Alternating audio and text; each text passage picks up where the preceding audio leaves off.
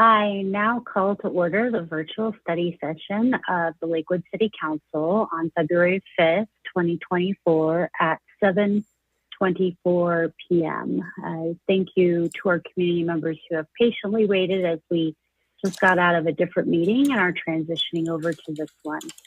For those of our community members that are watching this on any of our broadcast platforms and would like to call in tonight for public comment on this evening's topics, you can join the meeting at 720-707-2699 and enter webinar ID 820-6281-3086.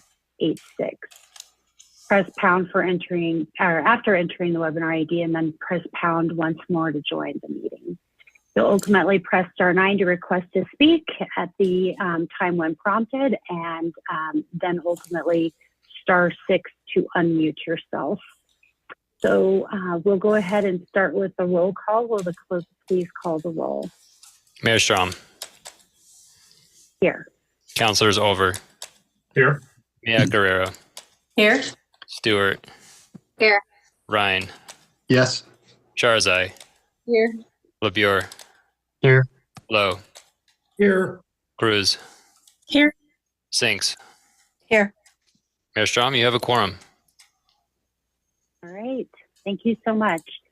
So we have 3 presentations for us at this evening's study session. We're starting off first with our segment of City Hall 101 and a dive into the Public Works Department. This is a presentation put together for all of us counselors that have been on council for a while as a refresher, for our new counselors as a little bit more education, and then also we love to bring the community in as well so that our community residents that are important or that are interested get the opportunity to learn more as well. So with that, I will go ahead and introduce Max Kirschbaum. He is our Director of Public Works, and I will go ahead and hand over the microphone to you, Mr. Kirschbaum.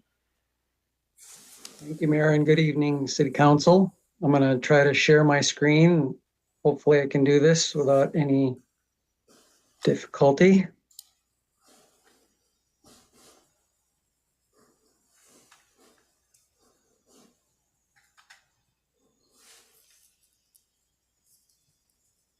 Do you all see that okay?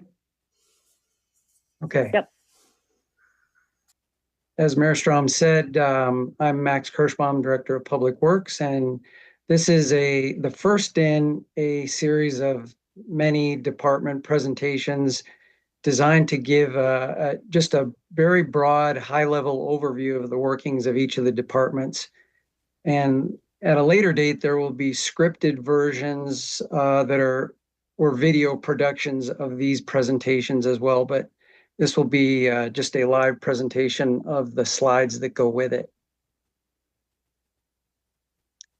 So Public Works, in my view, are among the unsung heroes that are behind the scenes working for this city, oftentimes 24 hours, 7 days a week, and always from end to end of the city.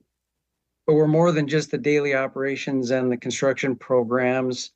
Really what we try to do is help to build a better future for our city. So what is Public Works? If I look at the statement that's actually on our website in very simple terms, we keep the wheels turning, the traffic moving, streets paved and plowed, utilities flowing, stormwater drained, buildings permitted, construction inspected, and we provide other nuts and bolts services to maintain and plan Lakewood's infrastructure. That's certainly a mouthful, but collectively, what we work on is the infrastructure to serve both business and residents of the city.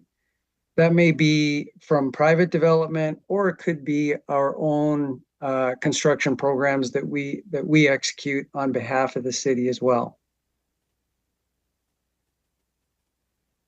Let's talk a little bit about who we are. Public Works is a department of about 140 employees. We're organized in 5 divisions. and we work out of two primary locations, at Civic Center North or at the maintenance campus, which sometimes we call Quail Maintenance or Parfait Maintenance Campus, based on the streets where it's located. So let's look at fleet services first. Fleet is responsible for about 700 vehicles and pieces of equipment, responsible to acquire it, maintain and repair it, and ultimately to salvage each of those pieces. It can also be a 24-hour, 7-day-a-week service, depending on operations that are in progress, like snow removal. There's also access to 24/7 fueling operations at two different locations that fleet is responsible for. And most proudly, I can say that the garage is a 10-bay ASE Blue Seal certified facility, and our mechanics and technicians are able to maintain an uptime rate on our 700 pieces of over 95%. Next, I'll look at transportation engineering. There's several aspects here. The engineering function of transportation is responsible for planning and engineering functions to assure the safety, traffic flow, and optimization of our transportation network. There is also a traffic signal shop on our maintenance campus that is responsible for maintaining approximately 200 intersections traffic signals. In addition, there are school zone flashers and other features that the shop also maintains. The sign shop is another aspect of this division, and they maintain over 30,000 signs across the city. These are everything from traffic signs to street name signs, etc., along all our roadways, as well as all the pavement markings on all of our city streets. And lastly, responsible for a fiber optic network of about 50 miles in length that connects many of our city facilities. Capital Project and Utilities Division has a few different functions as well. This is the group that designs and executes all city projects, oftentimes in the right-of-way that the city owns, but not exclusively there. We're also responsible for utility management.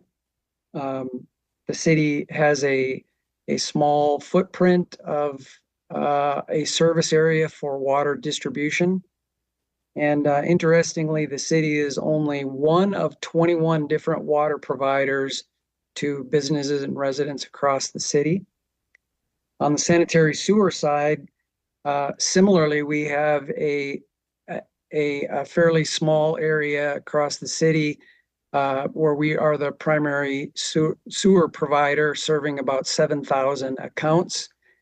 And in terms of sanitary sewer, we're one of 22 providers of sanitary sewer services across the city.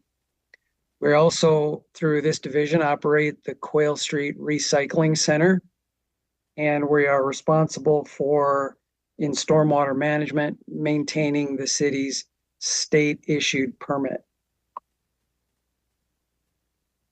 If I look at development services, there is a few pieces there as well.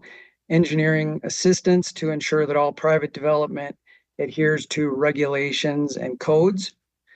We also conduct building plan reviews, inspections, operate the permit counter, and as an example of work in this area, we are working hand in hand with Google Fiber to enable Lakewood to become the first city in Colorado to be fiber to the building network provided by Google Fiber. That's just one example of many throughout the course of the year.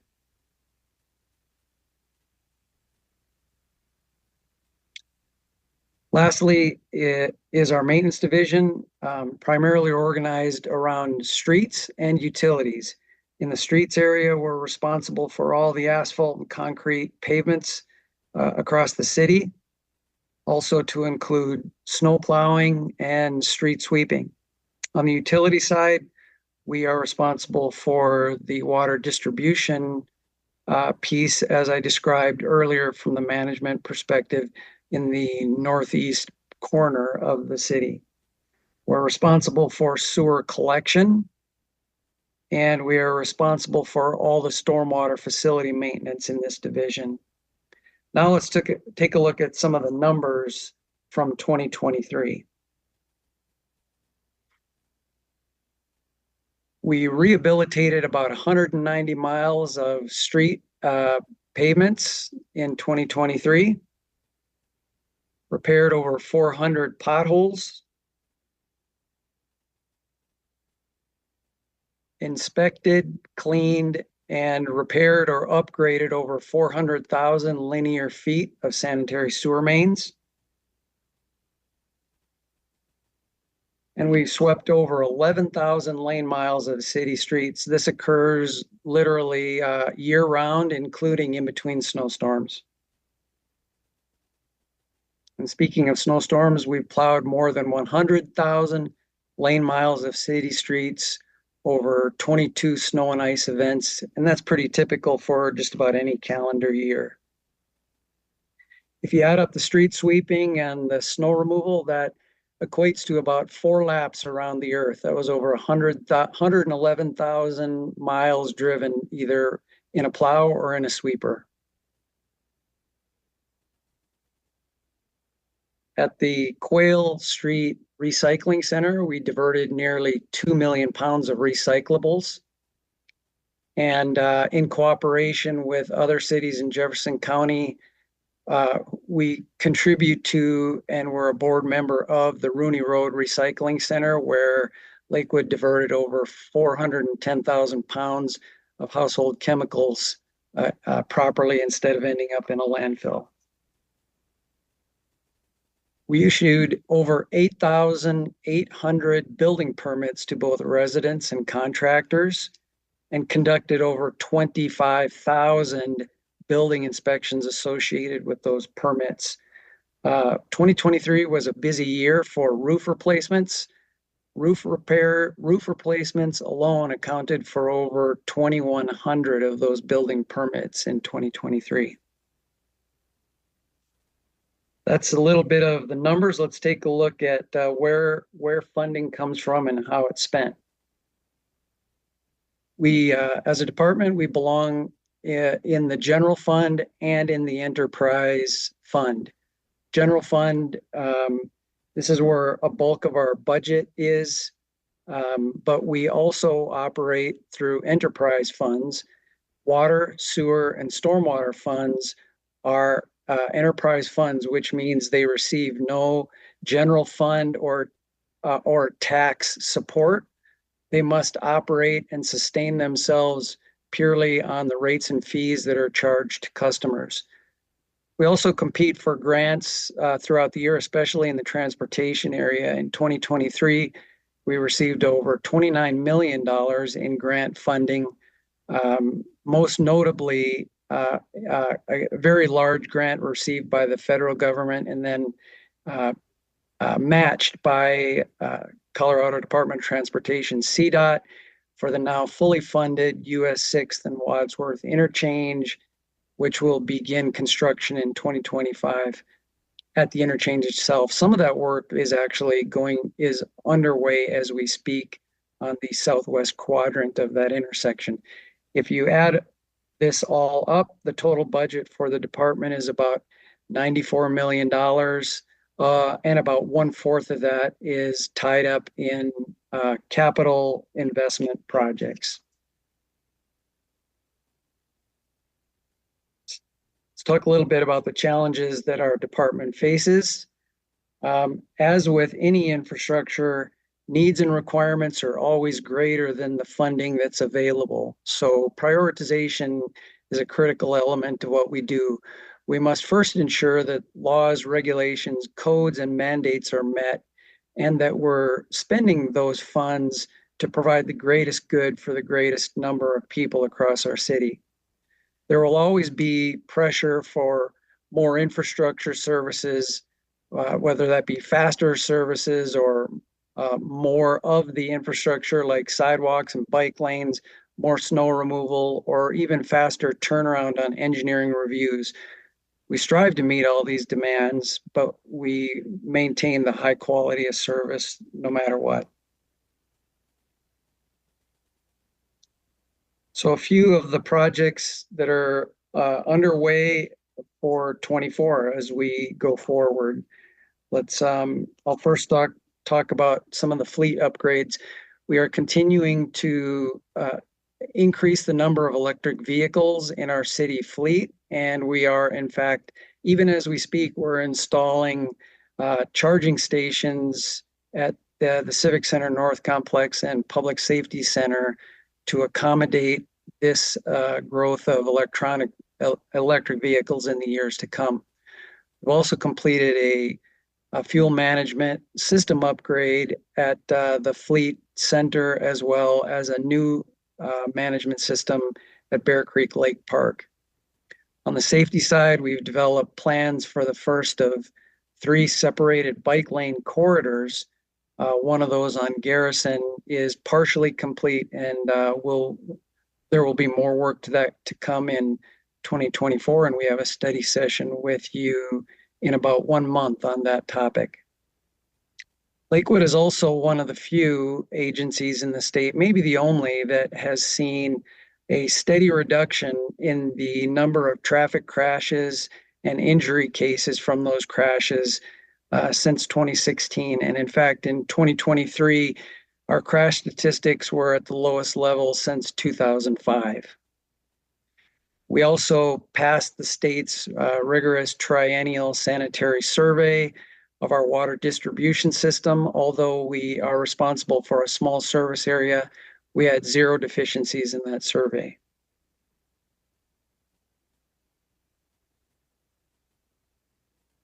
I look at a couple of the infrastructure projects that we have either completed or ongoing. Each year we try to upgrade the traffic signals at least 3 intersections across the city. In 2023, we finished 5 such. 4 of those were in conjunction with CDOT at intersections on Kipling.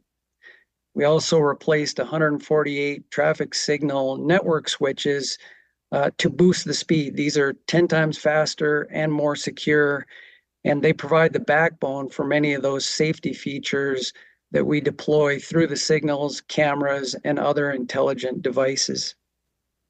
All told, we completed 5 projects in the right-of-way or on the utility systems, totaling about $4 million worth of completed work. And presently, we have 16 other projects that are either in design or construction is already underway. Among those that are in the design phase, getting ready to start, will be a multi-phase, multi-year project to improve safety along Colfax between Sheridan and Wadsworth. Lastly, I'd like to touch a little bit on community engagement. A department like ours has a variety of ways in which we communicate with businesses and with residents. Request Lakewood is one of the most popular features for our department. We answer thousands of Request Lakewood service requests. It's a vital function and a easy way for the customers that we serve to reach us. We also use bill inserts to our utility customers, and we use a variety of mailers to let the community know about things like construction projects that may affect their neighborhoods. We participate in or conduct several public meetings throughout the year, and we're active on Lakewood Together, which hosts surveys and links to popular topics. And if you look right now, 5 of those topics are, in fact, public works topics. Lastly, we rely heavily on providing accurate information and updated information on our website, and with our communications team in the city manager's office, we are looking for continuous ways in which to use social media and other platforms. So to wrap it up, why Public Works matters. We are responsible to provide safe, reliable, compliant, and cost-effective infrastructure that serves the Lakewood residents and the community. And I'm very proud of the hardworking team that's dedicated to this work. And we don't do it alone. We do it in partnership with all the departments across the city, as well as numerous external agencies, several of them I mentioned during this presentation. And that's all I have, unless you have any questions.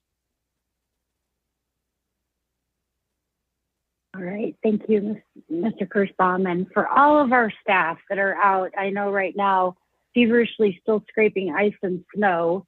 There's a lot to do around the city, so thank you for everything that you do.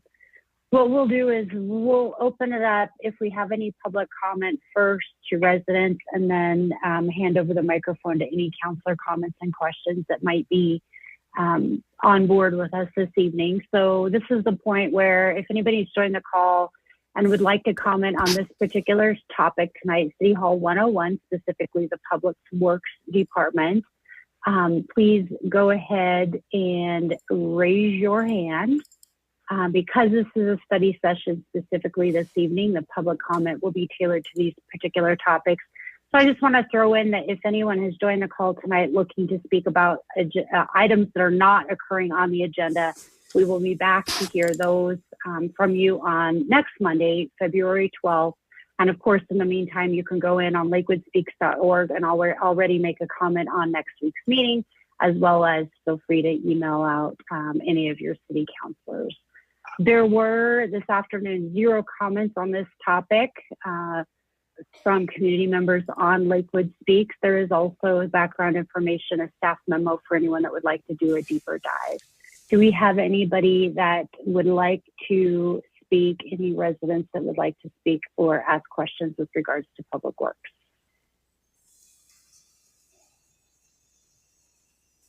All right, and with that, we will go ahead and close public comment, and we'll hand it over to Mayor Pro Tem Shahrazadi. Yes, thank you. I don't have many questions, and part of that is because I wanted to just recognize Mr. Kirschbaum and his team, Mike Whitaker and others who are really supportive around particularly my role as the appointee for the Denver Regional Council of Governments. And I've been just really impressed and glad to be able to represent Lakewood when we are continually and actively seeking funding for some creative things. And then as a native driver, I just want to really thank you for plowing my street. Everyone thanks you on my street because it's been rough out there. So I think that Public Works and their response this weekend was incredible. And I've heard really great response from the community. So I just want to recognize that. Thank you. Councilor Stewart. Yeah, would echo that I am incredibly grateful that the Public Works Department has really stepped up in prioritizing connectivity, especially for protected bicycle routes. I'm really excited to see that there is now a contiguous connectivity route plan, and would love to see what that is at some point in time. I know every winter, a lot of community members who do, get out in their bicycles or are just not using vehicles for transportation sometimes struggle with around plowing of the bicycle lanes, and just wondering if there are plans kind of coming down the pike for finding some solutions, especially as we have some of those larger connected routes. What is our plan to keep those open and clear during the weather? Well, not all streets are created equal, for sure. Some are more able than others to be cleared for bicycle use throughout the winter. And to that end, we have developed a new map for winter cycling. In fact, it's featured on an upgraded bicycling website on the city's webpage today. In fact, you will find that map where we've identified the routes that are most able to be cleared throughout the winter season And certainly it is not all of the bike lanes. Some are just in the category of too difficult to clear and still provide a safe roadway for both pedestrians and motorists. But where we can, we've identified them, they're mapped, and we'll work hard from storm to storm to try to keep that commitment. That's really exciting. Thank you so much for putting that together. Yay. Yep. That wasn't even a leading question. I didn't know you were going to say that. That's so wonderful. It hit the website today. That's amazing. Thank you. Councilor Lowe. Thank you, Mayor Strom. Mr. Kirschbaum, I just wanted to very briefly just echo my gratitude. I was reflecting on this over the weekend when watching the very heavy loads of snow at whatever night. It was late at night and there was a ton of snow on the road, and I was watching a number of Lakewood plows efficiently come through, and it was an impressive sight. I can't even imagine how difficult it is to get the logistics of that right. I got exactly one email from a constituent about snow plowing over this heavy weekend. And this was the email. Councilor Stewart and Lowe's, to both Councilor Stewart and me. Kudos to Public Works. Sunday afternoon, a Public Works plow came through our neighborhood. They gave our neighborhood. We appreciate them clearing our street, and most importantly, their dedication by working on a Sunday.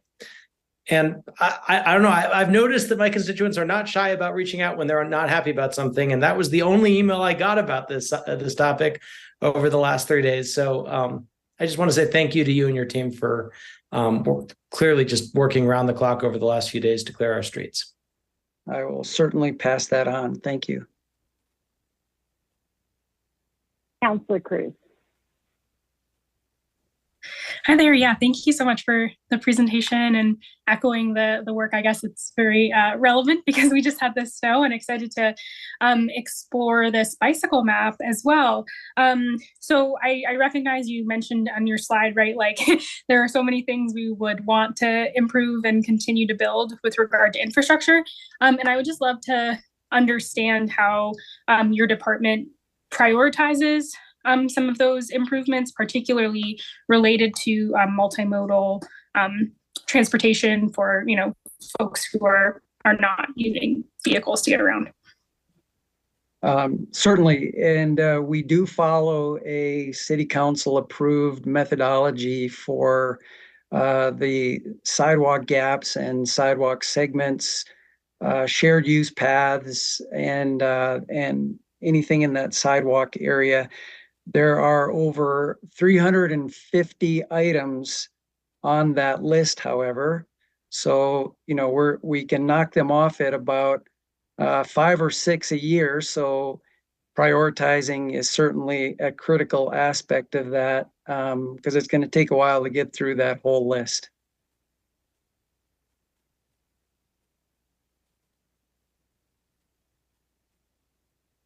Councilor Mayor Guerrero. Just to follow up on Councilor Cruz's question, I know that this was also a really big discussion like during the last year. And I think when my cohort of councilors were freshmen, you did a similar presentation. We talked a lot about prioritization and how to do that, and connectivity being sort of these major components. And I know that then with new development, there is typically some level of sidewalk requirement now. And so how often, or do we perhaps have a system to like look at those things and reevaluate that prioritization for connectivity? I'm speaking specifically of like along the W line. We see a lot of new building. We're having a lot of transit-oriented development, which I think is really excellent. And it allows people to not rely on their cars. Myself, the building I live in actually provides eco passes, or like annual passes for RTD, which is fantastic. It means my car mostly stays in its spot. But I also am then on a block that has a really beautiful, nice wide sidewalk for like 3 blocks, because there's new builds in places where there was not a lot happening. And then they end. So you can't actually get quite to the park. You can't get quite to the transit rate. And so I know that that's ending up happening where we end up with these like little islands of new development. And so how does that get? we do count on development to make a contribution. We have a process called the Public Improvement Agreement. And each development project that is constructed typically has a public improvement agreement where the developer agrees to provide certain amenities or infrastructure improvements along with their project. Sometimes that's to take an attached sidewalk and make it a detached sidewalk. Sometimes it's to fill in a missing gap. But in each case, the public improvements that are associated do have to be reasonable, and they have to be related to the development of that work. They can't, it can't be, say, 3/4 of a mile away to build a piece of sidewalk. But if it serves that development and, say, helps to move a pedestrian from that development to public transit, that could be a consideration.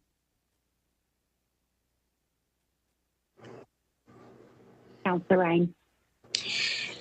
I echo the thanks for what your staff did over this last snowfall here.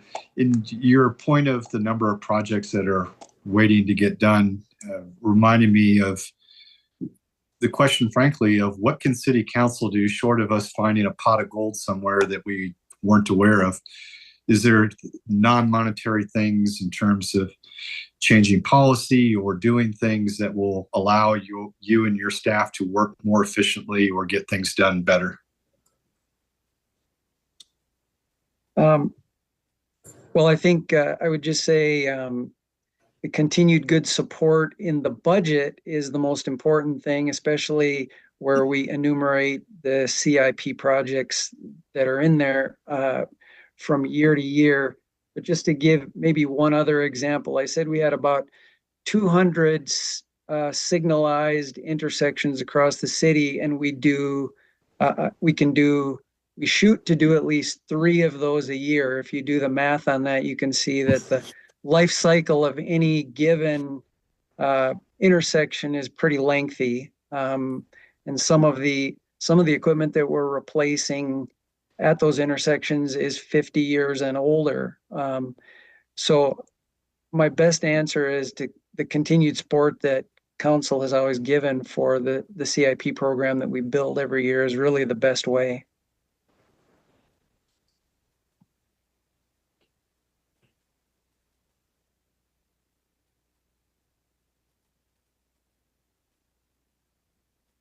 All right, Councilor LeBure.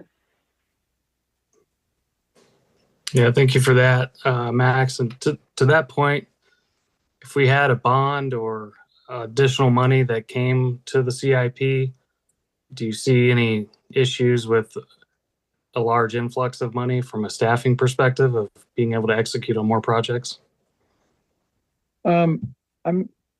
Certainly staffing could be considered in an effort like that, but another thing to bear in mind with there is an upper limit to the amount of construction that can go on at a particular time between what's happening in the development community and what we're doing on behalf of the city.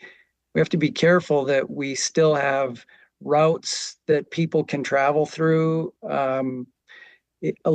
Too much of a good thing can also be a problem. So I really feel like we're at a pretty good rate where between what developers are doing and how they impact the right of way and what we're doing and what other agencies like CDOT is doing, when you add that all up, especially when a lot of that is still a lot of fiber that's going in street to street, place to place, we should also be careful about hitting what that maximum level is at any given time.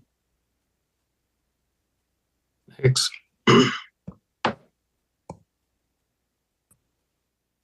Well, Mr. Kirschbaum, thank you for the wonderful, very informative presentation. I always appreciate hearing. You forget how much you guys do. So thank you so much for being there and being all the workings of the things that we don't even see or notice that's going on every day to keep our city safe and clean. And thank you for being here this evening. Thank you. And we'll see you again in one more topic on down the line here tonight. There you go. All right. And we will shift over now to presentation number 2 for the evening, the 40 West Art Line presentation. And with that, I will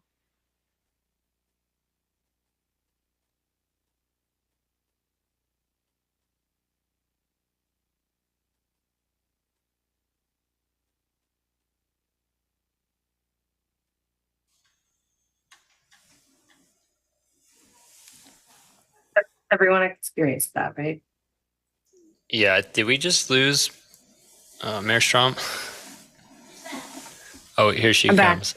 Great. That was bizarre. Okay, Oh. oops. There we go. Sorry. Thank you, everybody. Where were we? 40 West Art Line update. And I was actually about to introduce our Director of Planning, Travis Parker, to kick off our presentation about the 40 West Art Line.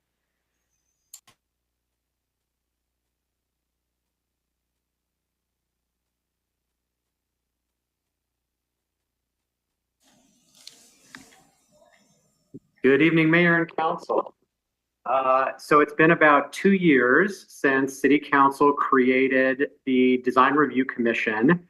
And for those of you that aren't aware, this commission has the ability to review projects for design guidelines. And their review only applies in areas that have approved design guidelines. And so one of the pieces that you're going to be reviewing tonight is the city's first design guidelines for review by this Design Review Commission. So I'm going to turn it over to Alexis Moore, planner with the Planning Department, and her team to do tonight's presentation. Thanks so much, Travis, and good evening, Mayor and City Council. Thanks very much for the time on the agenda tonight. We really appreciate it.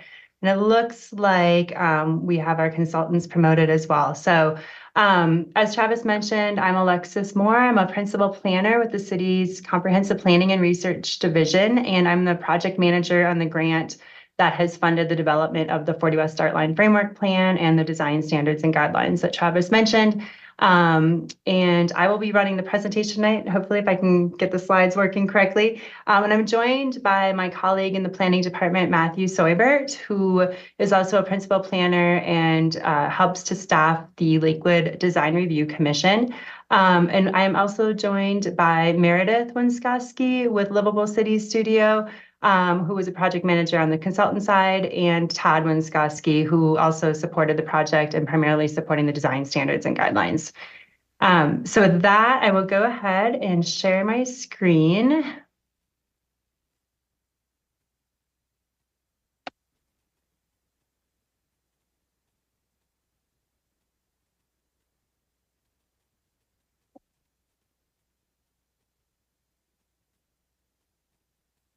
Okay, can you all see that? Wonderful. The presentation this evening will kind of cover the following items on the agenda. I'll share an overview of the members of our project team, in addition to the folks I just introduced, and share a bit about the background of the 40 West Art Line. I know some of you are very familiar with the project and others probably not as much. I'll provide an overview on the scope of what's been developed under this grant and the outreach that we did with the broader Lakewood community. And then I'll give an overview of the framework plan itself. And then I'll turn it over to Matthew to talk about the design standards and guidelines. And then I'll wrap up with a summary and our next steps. I've already introduced Matthew and myself as part of the project team. We have a dedicated art line project team, which met monthly throughout the development of the framework plan and design standards and guidelines. And that's a really dedicated group of staff from a number of city departments, because the art line really touches on elements of not only obviously public art, but creative placemaking, economic development, a lot of the things that Max talked about with regard to connectivity, multimodal connections, parks, open space. We have representatives from staff throughout the city of Lakewood. We also had a representative from the 40 West Arts District, Liz Black, who's the executive director of the Arts District, and Bill Marino, who is the Executive Director of the Lakewood West Colfax Business Improvement District and the Chair of the 40 West Arts Board and the West Colfax Community Association. And of course, because the 40 West Art Line is located geographically in the heart of the state certified 40 West Arts Creative District and along the West Colfax corridor, it's really important to have both of these individuals as key members of the project team directly helping to guide the direction that we went. I've introduced Meredith and Todd. Tracy Weil is the artist on the project team. They carry a great amount of expertise in urban design, parks and open space planning, as well as, of course, creative districts and arts districts. And then we were really lucky to have 2 paid members of the project team. They were our community connectors, Brenda Harule, who is the executive director of the Chicano Humanities and Arts Council, who operate a gallery in the 40 West Arts District and on the 40 West Art Line, and Reverend Ruben Rodriguez, who is the pastor at Mount Air Christian Church. So they were kind of our direct connections into the communities in this area of Lakewood and along the Art Line. This map, I apologize, is a little blurry on the screen, but hopefully looks familiar to a lot of you. This is the current 4-mile-long Art Line route. It is a green painted line on the ground that's located between Wadsworth and Sheridan Boulevards and along historic West Colfax Avenue and the W Line Light Rail. Connects these 3 city parks with transit stations, creative businesses, historic neighborhoods, schools, and a lot more of the amazing amenities in this part of Lakewood. And I think it's important to share a bit about the background of where this idea for the Art Line came from. And it really came from the community in this area. Back in 2011, we were working on a project to develop a plan for the Lamar station on the W Line Light Rail. This was 2 years prior to the W Line opening. And the community talked about the idea of creating an arts district in the area and connecting the parks and other amenities with a green painted line on the ground with this arts loop idea. And I love that concept to make every doorway a trailhead. This area of Lakewood, as many of you know, is lacking in parks and open space compared to other areas of Lakewood that are newer and more affluent. So there's really a need to daylight what existed in the area with the parks, to create creative placemaking and enhanced connections between the parks and the transit, and really touches on a lot of these goals that you see highlighted here. The plan was adopted unanimously by the City Council at the time back in 2012 and launched the nonprofit state certified 40 West Arts District. From there, that idea for this arts loop continued to percolate, and we applied with our partners to the National Endowment for the Arts in 2016 and were awarded a grant to help bring that idea for the arts loop to life. That resulted in the creation of the 40 West Art Line in 2018. It launched the experience with that 4-mile-long green painted line on the ground with over 70 public art installations created by more than 24 artists. And we had thousands of community members involved in the process to plan for and celebrate the opening, and often working hand in hand with the artists to create the artwork along the route.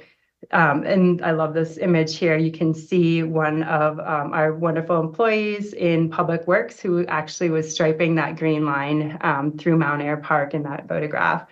The project's received many local, state, and national awards since it launched, and a lot of accolades from the community, and has largely been supported through grants and partnerships since 2018. This is the project website where you can learn a lot more about the art and placemaking. These are just a few of the images that show the diversity of temporary and permanent art installations on the Art Line, and kind of touch on some of our really amazing partnerships that have helped this project come to life with seniors at Creekside and Metro West Housing Developments, grants through AARP, Colorado Department of Transportation, partnerships with Sprout City Farms. So it's a really unique project to connect community in really exciting ways. While the Art Line has been recommended in a lot of adopted city plans and policy documents, as you can see here, it's never had its own overarching framework plan and guiding document to help us ensure the long-term success and sustainability of the Art Line. And that's something that project partners have always really recognized as an important need. This shows some of those needs and the goals of creating the framework plan. I'll just touch on a couple, but we really need something that we can point to help document that long-term vision for the art line that the community has shared with us for many years now, and to help us prioritize future funding and implementation decisions. To that end, having an adopted plan in place is really essential as we continue to pursue grants and funding to implement the project and sustain it in the long term. And finally, touching on that next steps with the design standards and guidelines, it's really important for us to have something that we can point to help ensure that investment in terms of public and private investment as it comes in along the route is contributing to that overall streetscape and experience of the art line. In 2022, we were excited to be awarded a grant from the Denver Regional Council of Governments to develop the framework plan for the art line and the design standards and guidelines. We had an IGA with Colorado Department of Transportation, who's the fiscal agent on that grant, that was approved by City Council shortly after we were awarded the funding. And Livable Cities Studio was selected through a competitive bid to work with us on the project. This is just a quick overview of the timeline of the development of the framework plan and the guidelines. We kicked off at the end of 2022 with a big review of all of the existing resources and information out there, and carrying us through to 2024, where we are at the point in the process of the plan having been adopted by Planning Commission and the design standards and guidelines request to be adopted by City Council. And I just want to point out on this slide that the framework plan is shown in purple and the standards and guidelines are shown in blue. They were really a parallel process with public coordination and outreach done in conjunction with each other. But the process to adopt both varies slightly, and that Planning Commission really kind of owns the framework plan document. They adopted the plan unanimously in December, and we're bringing it forward to City Council at their request to approve it as an amendment to the overall city comprehensive plan. The design standards and guidelines, we'll talk about the details of that process in a moment, but that has gone in close coordination with our Design Review Commission, which is appointed by Lakewood City Council. And they have recommended that the 40 West Art Line Framework Plan design standards and guidelines be adopted by City Council. We'll share a little bit more about that in a moment, but this also kind of shows some of the different outreach that has been done with the community, and I'll talk about that in a moment. As I've mentioned, since this idea originated back in 2011, there has been an immense amount of work done with the community to engage them on the concept of creating the art line, and we really felt that it was important to document all of that past work. Lots of surveys and outreach has been done over the years. That has been consolidated into this existing resources and community input summary, which is available on the project website for viewing.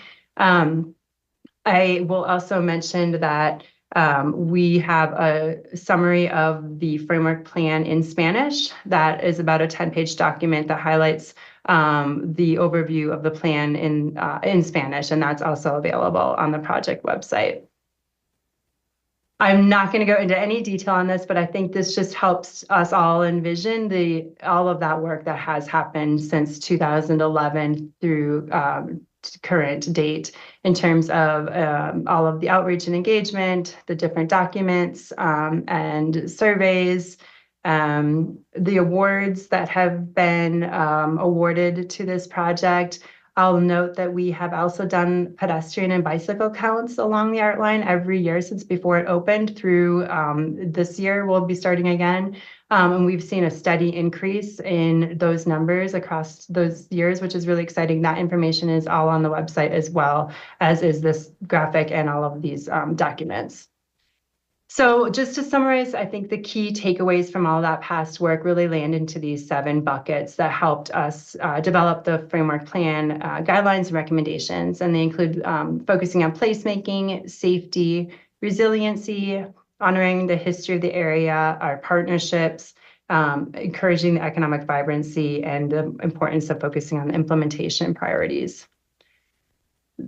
A couple of slides to share a little bit about the outreach that has been done with the community, just specific to this part of the project, the framework plan and the design standards and guidelines. We had a couple of large open houses in conjunction with West Colfax Community Association meetings.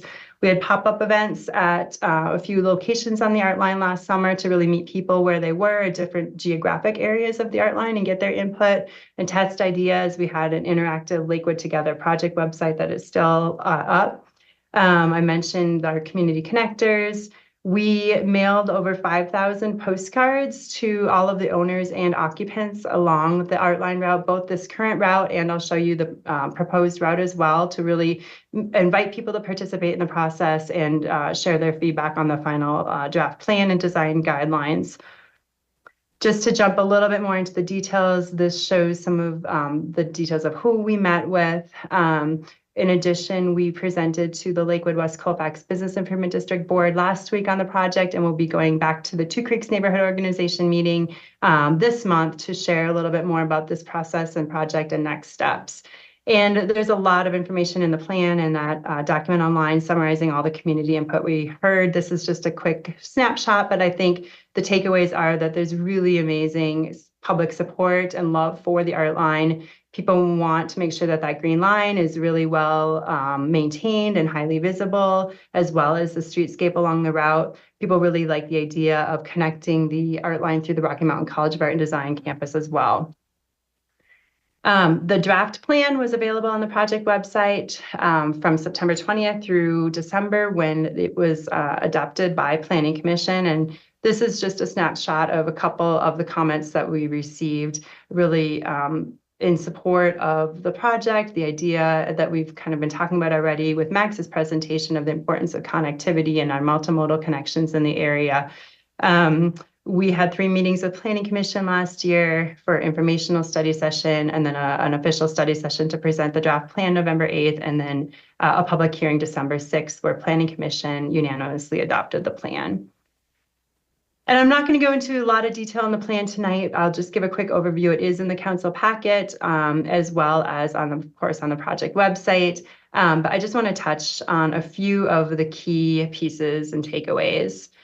I think this was one of the really big ideas of this plan, is that the 4-mile-long art line route is really a lot for people to tackle in one go. And so we heard a lot of feedback about dividing it up into smaller segments. And so this is the recommended route and shows in different colors the 6 proposed segment areas of the art line. The solid lines are the existing route, and then the dashed lines show where the art line route is proposed. I'll point out again that future segment that is proposed through the Rocky Mountain College of Art and Design campus, and we worked closely with RIMCAD staff on their desired alignment. I want to make it clear that we don't have any funding right now to implement that piece of the project, but that would be a longer term goal to continue to work collaboratively with RIMCAD and funding partners and pursue grants to make that connection happen through that historic campus. The other dashed segments are on areas of the street where currently the art line doesn't exist, but will be hopefully with new development and redevelopment to make a more complete network. The vision and overall goals are outlined in the plan, and just want to touch on the kind of 4 overarching goals being to create vibrant art and public realm experiences. As I mentioned, to divide the route up into smaller, more manageable loops, to create and enhance the transformative destinations along the route, and to make sure the art line's a long-lasting, sustainable community amenity. These 5 strategies are woven throughout those 6 segment areas that I showed on the map, and they include densifying public art in appropriate locations, integrating art with new development and adaptive reuse. Obviously, improving mobility and connectivity is a key goal throughout this area, but there are some really important missing links that we want to prioritize first. Creating programming and destinations in collaboration with our other partners in the area, and emphasizing that sense of identity. In addition to having a number of recommendations for each of those segment areas, there are 3 priority projects that really rose to the top for the community through the outreach and engagement. And these are ideas that the Artline project team has talked about as high priorities for the last few years as well, as a way to really highlight what the entire Artline experience can be by focusing on densification of the Artline experience in a few key areas. And it includes the hub at 40 West Arts Plaza activation, developing Lamar Street as an art corridor, street gallery and festival street, and densifying W-Line bike path art. In addition to those 6 segments, the plan talks about Artline design considerations that would be included throughout the entire 4-mile route to make sure that the experience hangs together and is easily identifiable and walkable and bikeable. They include cohesive streetscape elements, a cohesive green line treatment, and of course, public art and creative placemaking throughout the entire route. The final section of the plan talks about implementation and a matrix that spells out all of those recommendations for each segment, key concepts, a timeline, and responsible parties and opportunities for funding. The art selection process and working with the city, 40 West, and developers. Important considerations for long-term organization and maintenance of the Artline. And finally, policy and regulatory considerations. And this is obviously a high-level visionary plan and aspirational. It does not change any zoning, but there are some recommendations for some of what we've heard. I'm thinking about future zoning changes that could be discussed with the community and brought forward at a later time. And then the design standards and guidelines to help with implementation. And with that, I will pass it over to Matthew to speak to that portion of the project. Thanks, Alexis, and thank you, City Council and Mayor. So my name is Matthew Soibert. I'm the clerk to the Design Review Commission. And as Alexis mentioned, an important part of this project in the implementation is the development of the design standards and guidelines for the 40 West Artline route. And this is the implementation tool that'll ensure that the Artline vision is realized as public and private investment and development occurs along the route. They were developed in collaboration with the Lakewood Design Review Commission, which is appointed by City Council. And the design standards and guidelines will guide the public realm improvements to support the Artline vision and promote placemaking along the route. And they'll help public and private development contribute to implementing the vision through improvements through the built environment, such as streetscape, public realm, public art, and building design. Next slide, please.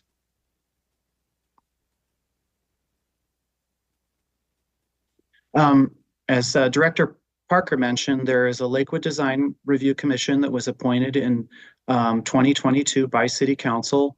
The chair is Kevin Yoshida. Co-chair is Charles Atkinson, who's an architect. Amira Shahid is also a member. She's a landscape architect. And then there's 2 staff members, Paul Rice with development assistance and Roger Wadnell with comprehensive planning. And I clerk that commission. This commission has been meeting every other month since June of 2022 to help develop and review these design standards and guidelines. Next slide, please. So a little bit about the design standards and guidelines. These council directed staff to develop design standards and guidelines when this design review commission was appointed. And I think Director Parker mentioned that this will be Lakewood's first adopted design standards and guidelines. And they will address public realm, streetscape along the Artline route. They also include standards and guidelines for site plan and building ground floors in certain segments to further the vision of the Artline and its goals. The key streets where this applies are Lamar Street and West Colfax Avenue. It's important to note that design standards and guidelines do not change zoning. They don't have any change to land use, parking, density, building height, et cetera, or any other zoning regulation. These will be implemented by staff and the Design Review Commission during the review of major site plans. And major site plans specifically do not include single or 2-unit dwellings. Next slide, please. This just shows a screenshot of the design standards and guidelines table of contents, which is in your packet, but it starts with the introduction and the purpose. how these will be administered by staff and by the Design Review Commission, and then general standards and guidelines that apply across the Artline route. And then it breaks it down street by street on those segments that Alexis showed you, and the streetscape and the building ground floor design standards and guidelines that will apply to those particular streets. Next slide, please. I just want to recap some of the design specific stakeholder engagement that was part of the project that Alexis mentioned, but that was specific to the design standards and guidelines. So as Alexis mentioned, this was highlighted throughout the process for the Artline Framework Plan. We had a community open house on September 20th at the WCCA. We had information and board and staff available to answer questions on the design standards and guidelines. We also met with a focus group of developers to test the ideas and to get their input. And we had 2 focus group meetings in March and October. We also received input from the project team, which includes, as well as staff, 40 West Arts, the BID, and WCCA. And then, as I mentioned, also the Design Review Commission met every other month to guide and review this document. Next slide, please. We also had a public engagement period, or public comment period, actually, on the design standards and guidelines. That was during the month of October. And we solicited comments and received feedback via the project website, Lakewood Friday Report, the Design Review Commission website, from the project team itself, which has already been mentioned, and through that developers focus group, which I also mentioned. And those focus group members included Metro West Housing, Riverpoint Partners, who are the developer of the Brickyard and other projects in the area, TOD Properties, the Cersei, and Trailbreak Partners. And then we also met with the Design Review Commission during that month of October to get their input on the draft. So these comments that were received were addressed and incorporated into the revised draft. And on January 9th, the Design Review Commission voted to recommend adoption of the design standards and guidelines by the City Council. Next slide. I think that's yours, Alexis. Great. Thanks so much, Matthew. Just to wrap up quickly, and then we can open up for questions and discussion, but to highlight the 2 parallel processes and documents, the framework plan, as I mentioned, was brought forward to Planning Commission in 2023, and we incorporated comments based on our study session presentation to them on November 8th, and that plan was adopted unanimously at their December 6th public hearing, where they also recommended that City Council included as an amendment to the comprehensive plan. As Matthew mentioned, the design standards and guidelines were recommended by the Design Review Commission on January 9th to City Council for adoption. Tonight is a study session to address any questions before bringing both documents to City Council on February 26th at a regular meeting, where there would be 2 separate agenda items, and the framework plan would be under consideration for approval as a comprehensive plan amendment, and the design standards and guidelines considered for an adoption by City Council. Beyond that, we are ready and excited to continue to engage with all of our partners on this project on implementation of both documents. So with that, thank you again for your time this evening. Matthew and I are available for questions, as are Todd and Meredith. Appreciate it. Thank you. That's exciting. Thank you so much for the update. What we'll do is we're going to welcome any residents that want to give feedback first, and then we'll shift over to hearing council questions and concerns. So at this point, we'll take a break and open up public input on the topic specific to 40 West Artline presentation. And I'll give everybody a second to raise your hands if you are wanting to make a comment.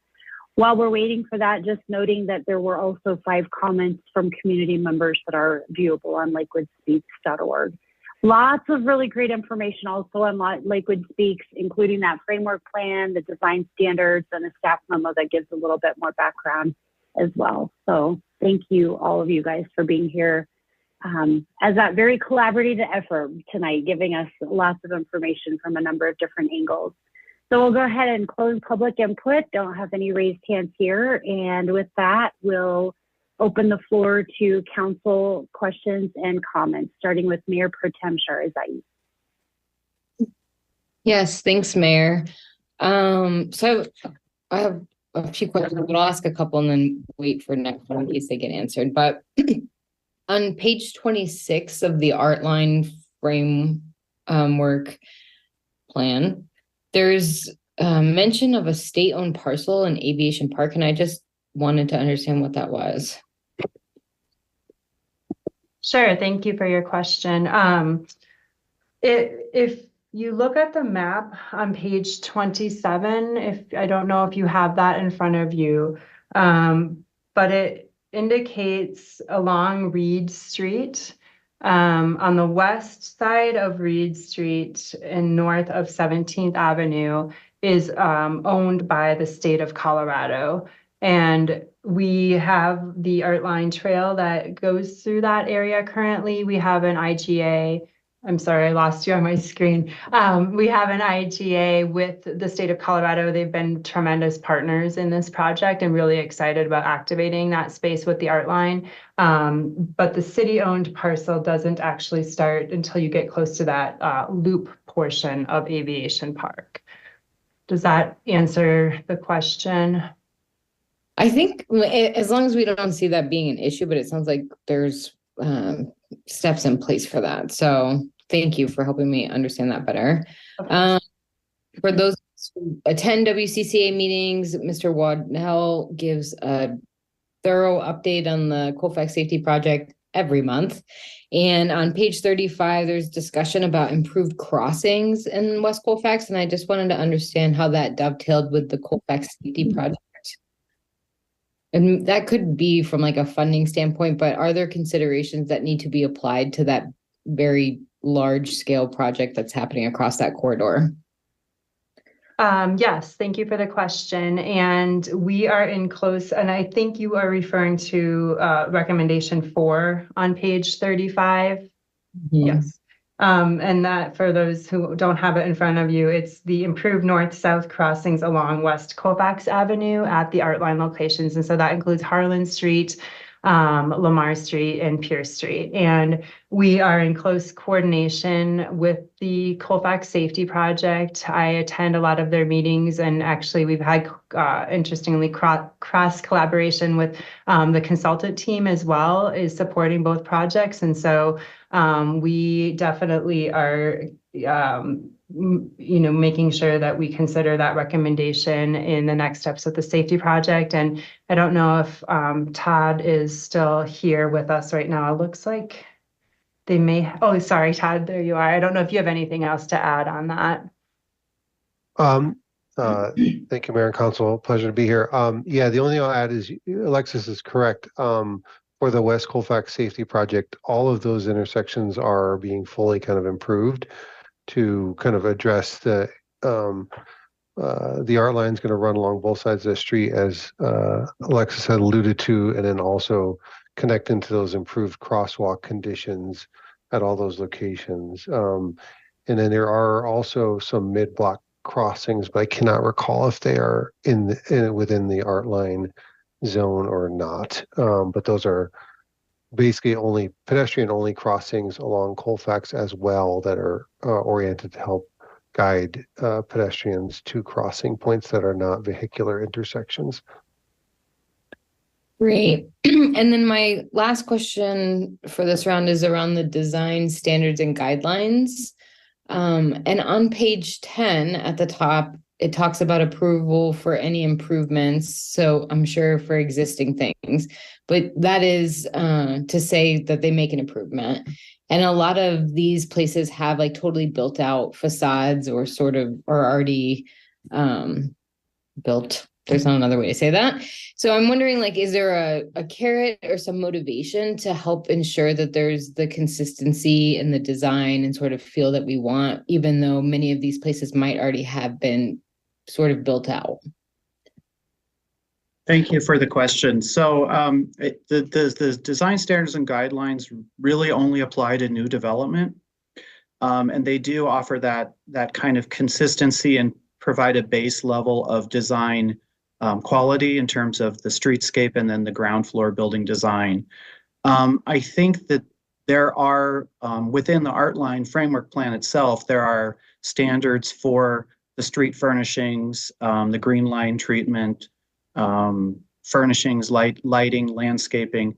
And so those are consistent with the design standards and guidelines, but that would be implemented in another way by some other funding source rather than the developers. Got it. And then I just want to recognize all the work. I remember in 2018 being in a classroom at REMCAD with Miss Moore, and so really excited to see the progress that we've had on this, and excited to see that we're being thoughtful in how we manage this community gym. So thank you. Councilor Mayotte Guerrero. Thank you. Councilor Shears, I definitely hit a bunch of the points that I also had on my mind, so I'll try not to be repetitive. I think to go with the Colfax Safety Project, I'm really thrilled to hear how tightly coordinated that is. And I have to imagine that then that also goes along with, I know that some of the things in the plan also had to do with landscaping. And so I know that the Colfax Safety Project also has that. So I just wanted to ensure that that is also I imagine it is being coordinated with them as well. It's great.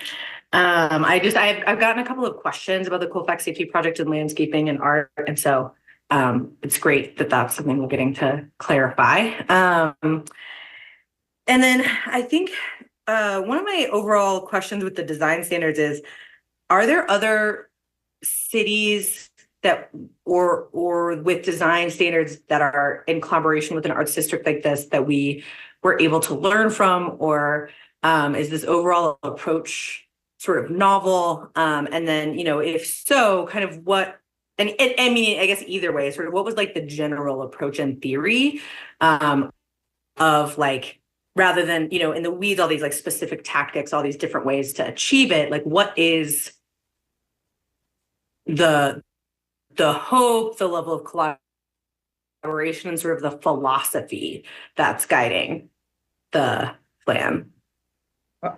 Thank you for the question. I'll start with the second part first, and then I think I'll ask our consultant to answer the first part of that question, because I think they've worked on some other similar guidelines in other jurisdictions. But I think the goal is really to implement the Artline vision and make a place that is pedestrian friendly and walkable, and highlights the public art and the investment that's been made along the route, with consistent landscaping and streetscape. And then in terms of the building, how that applies to the buildings. So the city has certain minimum standards for what we call transparency, which is basically windows and doors. And the design standards and guidelines don't change that, but they go a little bit farther in specifying how that is to be done and how to break up blank walls so that there is better transparency. And then also sort of a minimum standard in terms of materials on that ground floor, and also the encouragement of public art. So it's all kind of relating it back to the Artline experience itself and setting that sort of minimum standard, especially on Lamar Street and also on Colfax Avenue. So yeah, I think this is Lakewood's first design standards and guidelines that it's under the city's jurisdiction, but I believe Denver has done some similar things with arts districts, and I don't know if Todd or Meredith can speak to that.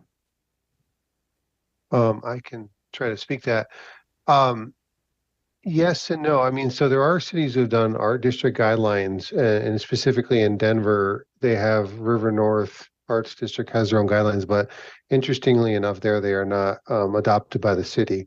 So they're actually just more, administered by the Arts District themselves. So they don't have as much kind of regulatory influence in that regard. And so there are examples like that there and elsewhere in the country. I'll tell you though, what's really unique about the Artline is that it is tied to the Artline concept. So in this case, what it does that's very different is, any future development will have to kind of contribute to help install the Artline if they're doing new sidewalks in front of their development, which is great for the city. And then also install a number of the kind of amenities that go with it, such as the benches and the banners and things like that. The other very interesting thing that's tied to the Artline is, as Matthew mentioned, on the ground floor, there was a really strong desire to have any new development kind of contribute to the Artline experience, also by having art integrated in kind of creative ways in that ground floor facade. And so that is kind of very different. And as Alexis mentioned, we did not get into uses at all because we wanted to steer clear of the zoning piece. But there are some other examples like the Rhino one where they do try to promote a little bit more heavily kind of community-oriented uses at the ground floor. We allude to it, but we don't kind of regulate it in that space because we didn't want to cover the zoning pieces. So there are good examples, but I will say the kind of layout of the Artline, the configuration of it through the neighborhoods and community is very unique to Lakewood and this site. I've never participated in one like this. Yeah, thanks, Todd and Matthew. And if I could just tag on to that too, I think one of the other overall goals and philosophies behind this is that, as you are well aware, we have a lot of development happening in this area, and, to have to try to respond in a way that's consistent to every developer about what we expect is difficult without these documents in place. And so these will just give a lot more assurance to people investing in the area about what the expectation is. And honestly, most of the people I talk to are really excited about being on the Artline and being part of the project and contributing to it. And I think that this will just give them and the city a little bit clearer expectation for everybody involved as to what we hope to see for that streetscape and public realm experience. And I'll just add, Matthew mentioned the two specific developer stakeholder work groups that we had, and we received comments from one of the groups just that they really love and support this idea of having design standards and guidelines in place to kind of set that expectation for folks investing in the area. That's really fabulous. I would also just love to put out there that I think I'd love to continue to brainstorm with you all about how to support what Councilor Sherzai was saying, that obviously none of these things are going to technically need to impact development and buildings that already exist. But I know that you all have done a ton of work in collaborating with the local business community, encouraging a lot of the murals that we've seen popping up on some of the older buildings, which has been really excellent. And so just, I think, however I can be helpful in continuing to uplift that work of the things that already do exist, I'm just really enthusiastic about it. And I will finish up with just saying thank you for this work. I have lived, I don't know, within rock throwing distance of the Artline since I moved to Lakewood in 2014. I've lived in different parts of it. I'm currently very close to the Mars station, which means that I'm very close to sort of two of the major channels of it. And I think I went to my first Friday in 15 or 16, and they're really, really different now. And the whole area is so improved and it's so beautiful. And the way that I think that art is able to, I have watched transform this corner of Lakewood in such a positive way and give so much more space to community has been incredible. And so I am happy that you all are here to be able to talk to us about this next chapter. I think it's easy this has really had, given that it's not that dense yet, but if you've been walking these same paths for 10 years, And so I just wanted to say thank you so much for this work. I'm so excited for this next phase. Thank you so much. It's really wonderful to hear your comments and to have your support. So thank you. Councilor Cruz. Great. Yeah, I just would love to echo the gratitude for this plan and really excitement for it. And again, have really seen a lot of what my co-counselor has discussed and how art has really helped our area, particularly when we're thinking about it from a kind of pedestrian facing means as well, which I really appreciate as a focus of the plan. Another just point of gratitude that I'd love to extend to you, Ms. Moore, and your team is for providing that summary in Spanish. I think that I really appreciate that the outreach was done in a bilingual manner, and that members of the community who did participate in Spanish can kind of see the results of some of this community engagement. So just wanted to start out with those points of gratitude. And so I have kind of two questions. One, and maybe this is just kind of putting a finer point on helping me understand some of what Councilor Sherazade and Councilor Mayotte-Guerrero brought up with regard to existing developments. But like I noticed, in the near the hub and Lamar Station Plaza, right, there are some pedestrian improvements that are kind of noted as being helpful to kind of complete that loop in there.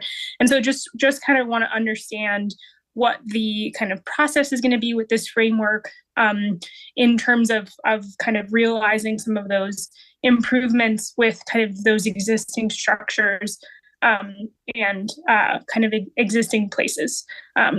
So that's kind of my first question / thought, if that makes sense. Yes, thank you, Councilwoman Cruz, and we appreciate your points of gratitude and your feedback on having that Spanish summary is really helpful, and we look forward to your continued, input on how we can continue to expand and improve our outreach with the bilingual community in Lakewood. As far as working with existing projects where we don't have a dedicated funding identified yet, we will be regrouping with that Artline project team. My plan is to regroup that, convene them after the 26th when we have kind of our full marching orders, and to review the plan in terms of that implementation matrix and the table of what the priorities are. As I pointed out, there's those 3 high priority projects in terms of the hub and the activation, and I think that can speak to some of those connectivity questions and how we can look at better circulation in that area in partnership with the property owner there and the business improvement district and 40 West Arts. As I mentioned, we don't have dedicated funding in terms of any kind of line item for the art line. And so there are recommendations in the plan for thinking about staffing and how we could help to support the project overall by having somebody who can have the capacity to wrangle all of the different partners. There are a lot of grant funds out there that we have on our radar right now to help us to continue to chip away at, of course, the Colfax Safety Project that's funded. We have a great opportunity to implement a lot of the recommendations in the plan related to the streetscape along Colfax. So that's really huge and exciting. And, we're expanding the Artline route on Colfax quite a bit from what it is today. And we're working with property owners that are proposing developments in those areas to make sure that they're aware of the regulations and they will contribute to it as projects come in. It is a lot more challenging to chip away at the existing needs where investment and improvements aren't happening. But I will point out one example. We've talked about, Max talked about the fact that we have this huge list of needs for sidewalk completion in the city, but we're working closely with Public Works and trying to prioritize where some of those missing links are on the art line. And one example is along Reed Street. There's no sidewalk to connect to Aviation Park right now, and it's actually a really important route for seniors at the Creekside and Creekside West housing community to access Walmart, where a lot of them do their grocery shopping. And so there's a lot of need for that sidewalk. And so we can look at that matrix talks about how we can collaborate with other pots of money and projects that might be happening in the area to make sure that we start to chip away at those smaller kind of infill needs where we don't have the larger Colfax Safety Project type investment happening. So I don't know if that helps answer that question, but Yeah, no, that's super helpful. And actually, you read my mind and answered my second question, which was going to be how does this, would us adopting this plan kind of feed into some of the prioritization of some of these multimodal and other kinds of improvement projects with Public Works? And so it sounds like that collaboration is already happening, but perhaps this would formalize or provide further opportunities to try and piece these parts of the framework plan with kind of Public Works plans and matrices and whatnot. Does that sound right? Yes, it does. Absolutely. And that's why that Outline project team that I mentioned at the beginning of the presentation is really collaborative and interdepartmental to make sure that we are working with staff who really kind of are the decision makers in some of these other departments that planning isn't at the table for, but we can convene together and talk about what the priorities are and make sure that we are communicating on what's happening and can, use other projects to help catalyze implementation of this Outline plan.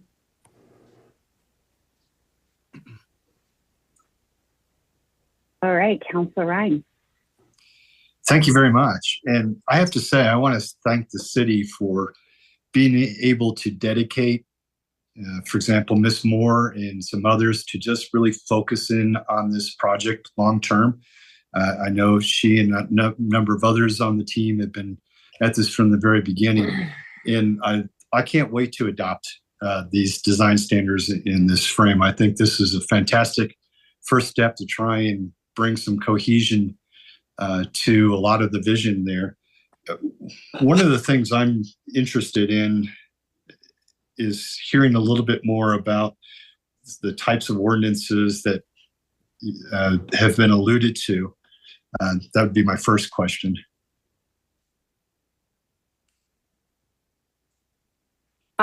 Thank you for your question, Councilman Ryan. Can you clarify which ordinances you are referring to? Well, throughout the presentation and in the material, there's been some allusion that perhaps there'd be some ordinances to help further this vision along. And I'm not clear what those were going to be. I mean, I know at one point someone said we purposely in this part sidestepped that because we didn't want to address that, but it sounds like there's some consideration of some ordinances. So the framework plan and the design standards and guidelines would both be adopted by resolution. Right.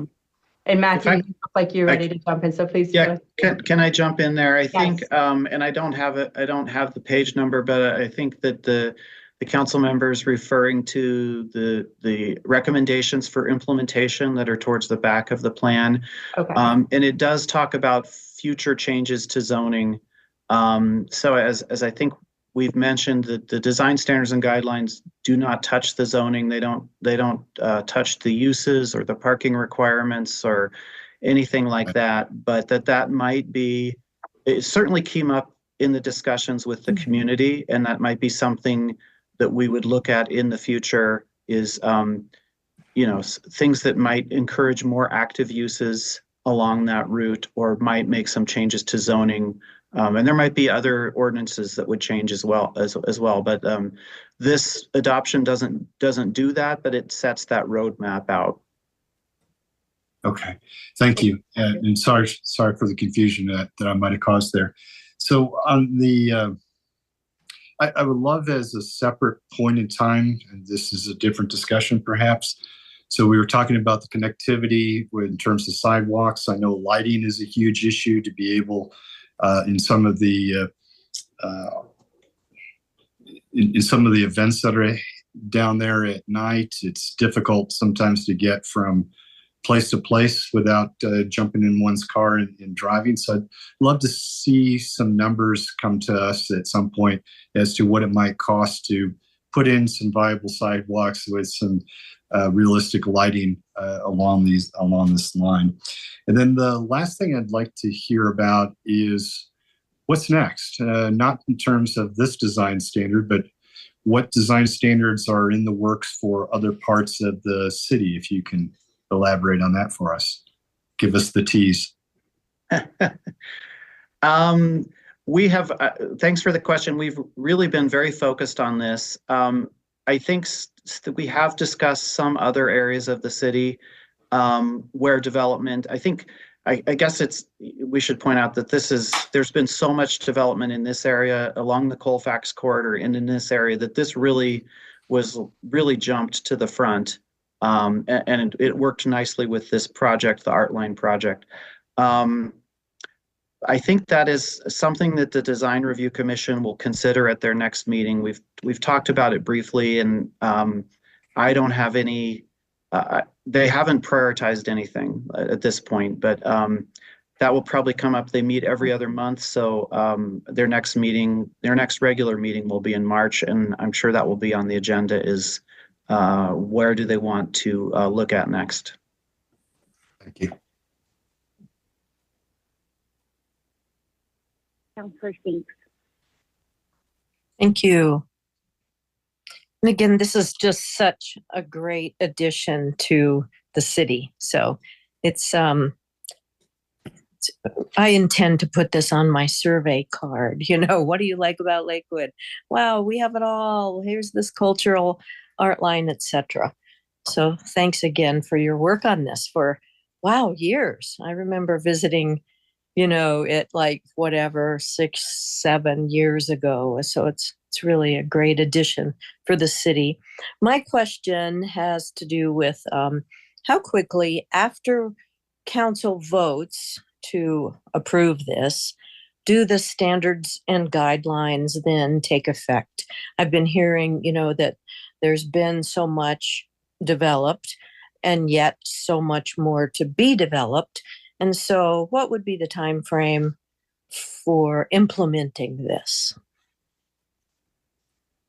Thank you for the question. And in terms of the design standards and guidelines, so we're requesting that City Council consider adoption as recommended by the Design Review Commission at your February 26th meeting. And this would be adoption via resolution. So they would take place with immediate effect. And we have all that set up in our GIS system and our tracking system so that can happen. However, it is important to note that anything that's already in the hopper, that's in process, that's being reviewed, these will not apply to that, right? So these would apply to projects that have not yet submitted a major site plan. That anything that's in the process of a major site plan has already, in a sense, been grandfathered and will go through the process. And I'll just add to that. Thanks, Matthew, and thank you as well, Councilwoman Spinks, for your comments and for your engagement with this project for so long as well in your question. And while Matthew's correct in that they don't apply to the projects that have already come in, we have been really trying to communicate with those applicants to let them know these are the expectations for the green line treatment and the art line treatment in this area. So hopefully we'll still be able to get that implemented with these projects, even if they've already come in prior to the official adoption, if that makes sense. Yeah. Thank you very much. Thank you.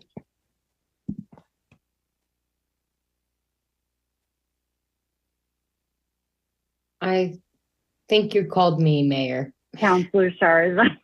Thank you. So my question is on page 39 of the Artline Framework Plan, under the Lamar, under key concepts, there's one piece that talks about number 2 right at the top, incorporating it with the enhanced development menu, which I think is fantastic and like a brilliant use of some of the really creative tools we've built out over the last few years. But there are opportunities to buy your way out of that as a developer. And I wonder, and I would just signal to colleagues on council, like, is there some consideration that we need to make? We're learning lessons every day about fees in lieu. And is this a carve out that we may want to consider? Because to build on what we've been discussing, if there's already built infrastructure and we sort of can't go back, and we're going to think creatively about how we get others to join in these design standards, but then we also have new builds that are buying their way out of this guideline, then what is the point of it really? And so I wondered if that's a conversation, and I'm not sure. I know that there's some, tiered approach to the design menu. I just pulled up the points requirements, but are there some that are limited fee in lieu, but I wonder if we could just make some unavailable.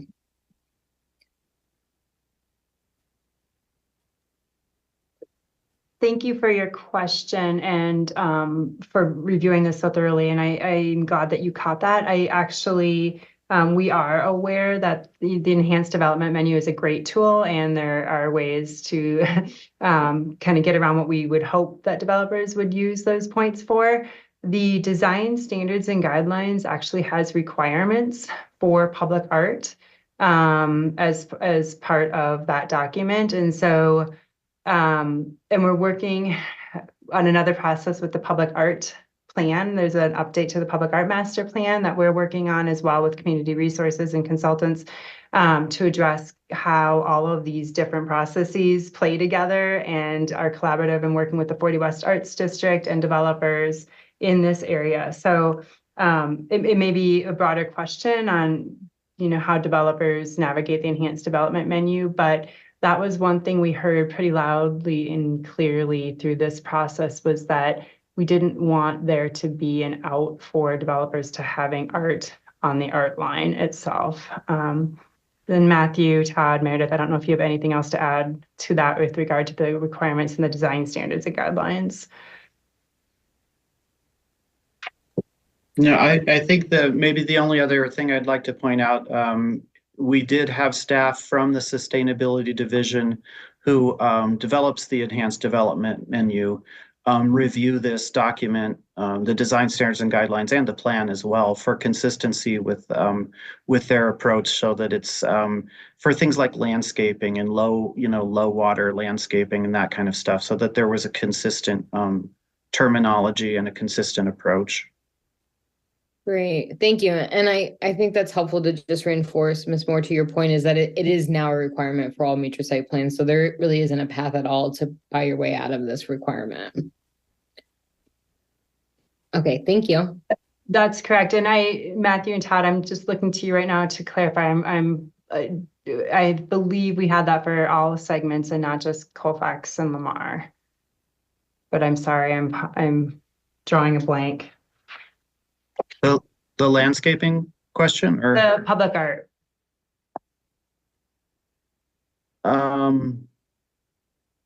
Well, there were certain segments that there's the streetscape applies to all of the segments. The Colfax and Lamar have the higher standards in terms of the building design and the ground floor. And then in some of the segments, it's guidelines, which doesn't require the public art, but it encourages it. But it is required there on the Colfax and Lamar segments, which are really the key kind of focus areas. I think that's correct. And I think the enhanced development menu gives extra points for art on the art line. So there is kind of that added incentive. That's approved. Thank you. And I think this builds nicely off of what Councillor Sharzai just brought up, and also kind of circling back to Councillor Ryan's point, just kind of looking back at the plan with some of the potential considerations around discouraging, auto-oriented uses directly on the art line route, or other kinds of options that you all put out as things for us to consider, I think is super timely with, the comprehensive plan and whatnot coming up. And so this is not necessarily a question as much as an ask, in all of the ways that you all, and hopefully when we adopt this plan, are incorporating this into city staff plans. I think I'll do my best as a Ward 2 councillor to maintain some of these considerations regarding how our zoning decisions are going to be kind of brought in to this kind of idea of the art line, but would love if there can be, if we can resurface some kind of this framework, or continue to come back to some of the ideas that you all put out in here when we're making some of those, we're having some of those conversations, just because I think we get so much information, and I don't want to lose some of these gems that you all are giving to us with this plan. So just an ask for us to kind of be at the table in that consideration as well. Thank you for that comment. And it's absolutely top of mind, and that's why I think having this adopted as a special area plan, if you will, of the comprehensive plan means that as we update the comprehensive plan and consider any future zoning changes that result from that, this plan needs to be looked at as well as other special area plans to make sure that the zoning's in line with the vision. So I appreciate that comment. Thank you. Councilor Lowe. Very briefly, thank you. This is great and really exciting to see and a great presentation. Other than the items you've already touched on, other than approving this plan, is there anything else you want to speak to at this time that this council could do to support this project long term and make sure that we have more great art and do everything we can to make sure that we're encouraging a strong Colfax corridor? Thank you for your comment and your thoughtful question.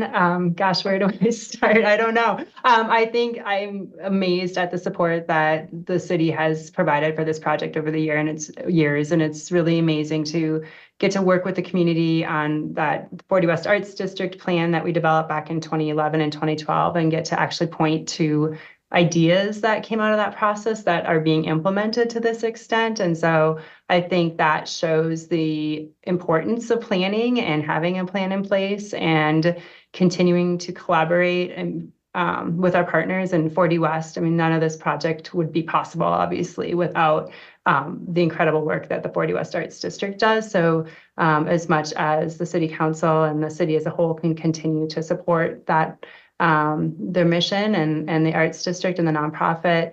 As I mentioned, because this is such a diverse project in terms of economic development and multimodal transportation, continuing to support the things that Max was talking about in terms of those missing links and sidewalk and bike lane connections, transit.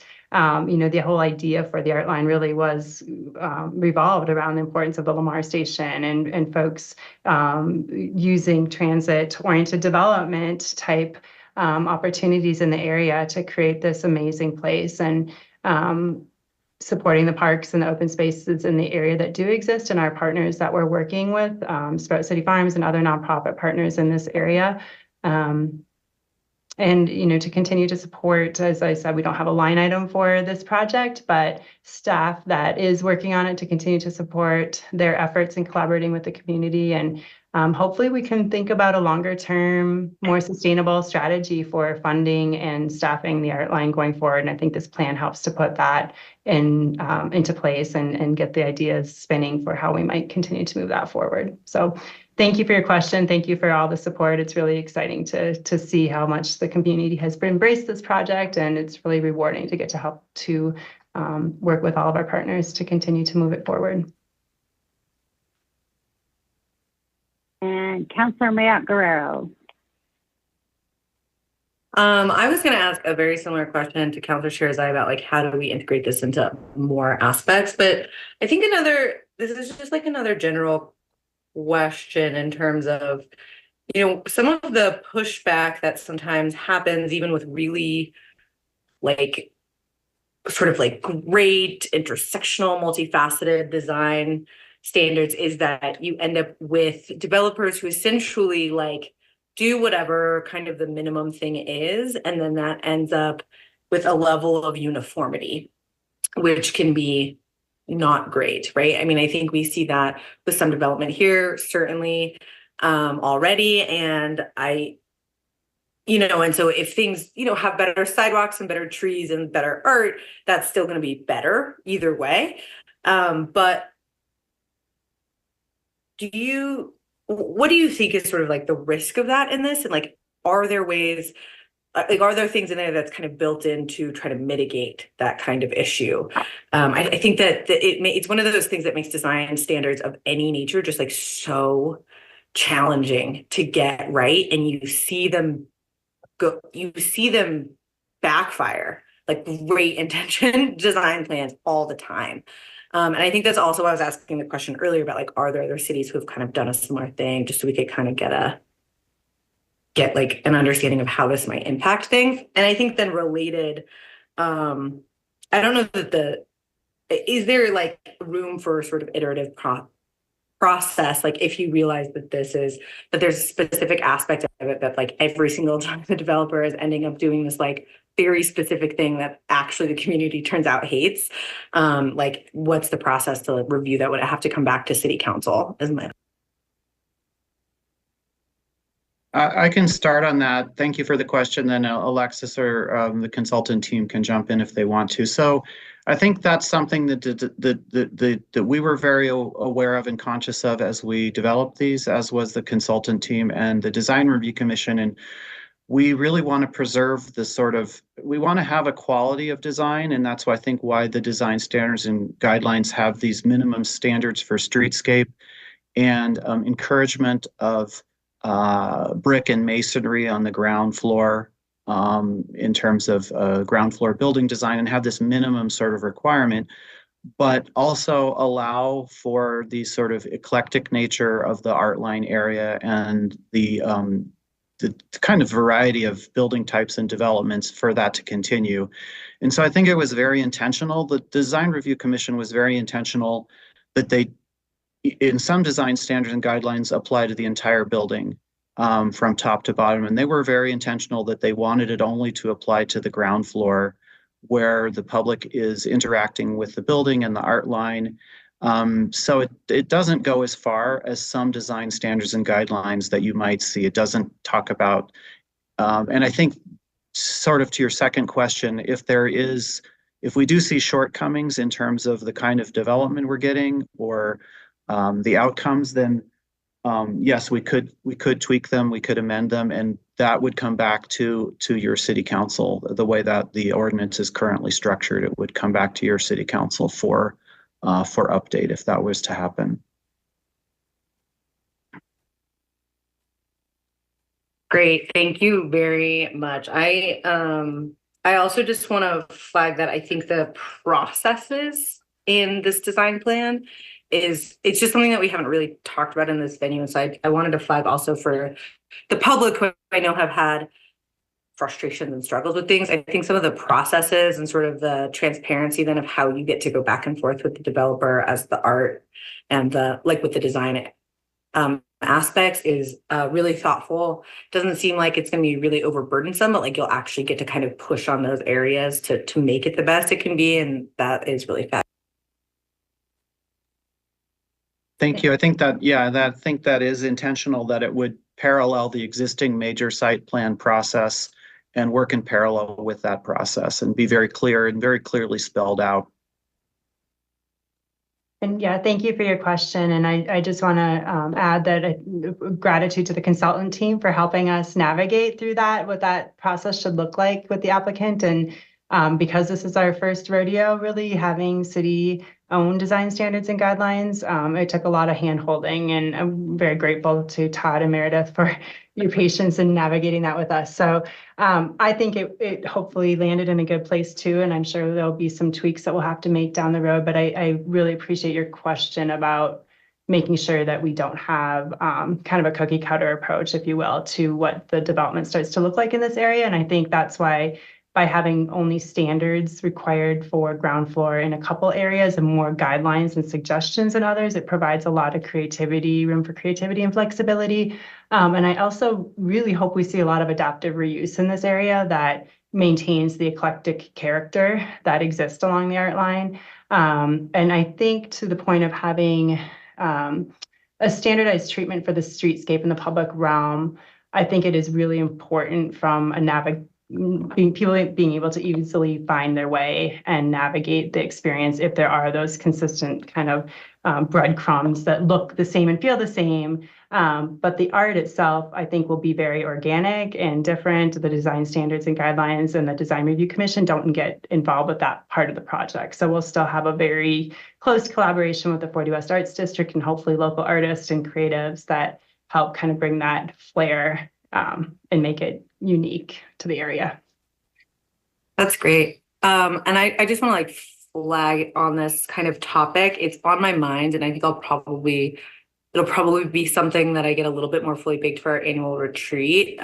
Is just this idea of reuse of the old buildings and how to maintain eclecticism by like supporting, ease and streamline of repurposing of getting permits for that kind of thing. I think it's currently the process is basically easier for folks to like scrape and rebuild. And I think that there's probably just a couple of things that actually aren't terribly complicated that could help to ease that a little bit. Even things like, grease traps, right, come up all the time. And so those are little things, they're not exactly related to this, but I just wanted to like signal out to folks that is, like to my fellow council and to the public, that is something that's very, very much on my mind right now in terms of how to keep Northeast Lakewood kind of weird, right? And also how to really remove barriers, I think, to some of that local entrepreneurship and art. All right. Well, thank you very much, all of you, for that great presentation tonight in council with all of your questions as we're working to be as informed as possible before our vote coming up later on in the month. And with that, we will go ahead and transition over to last but not least, our presentation with regards to the parking study and recommendations from staff. And with that, we'll welcome back Mr. Max Kirschbaum, our Director of Public Works. Well, again, Mayor and Council, I'm looking for Mike Whitaker to join us. He's getting on right now as we speak. I'd just like to merely introduce our transportation engineer for the city, Mike Whitaker, who's also the division manager for Transportation Engineering Division. With that, I'm going to turn it over to Mike for a presentation, and I'm sure there will be some conversation following. Thanks.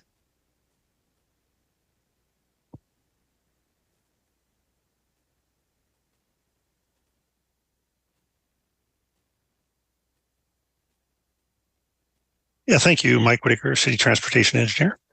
We're going to talk about the parking study and get into some discussion here. We have about 18 slides. 10 of them are kind of a recap of what happened in October with so many new council members. So that'll go pretty quick. And then we'll give you some updates on two of the things we heard previously on increased parking enforcement and the residential parking permit program.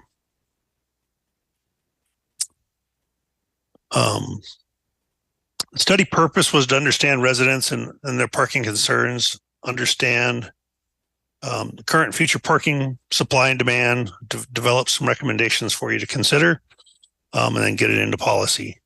So there was a lot of data collection, public outreach, peer city interviews, and research.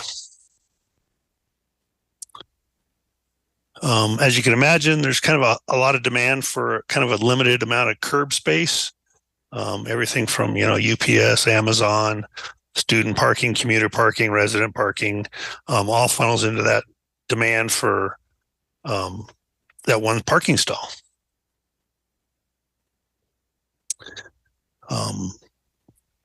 We had over 3,000 visits in the first community survey. You can see there was 523 respondents.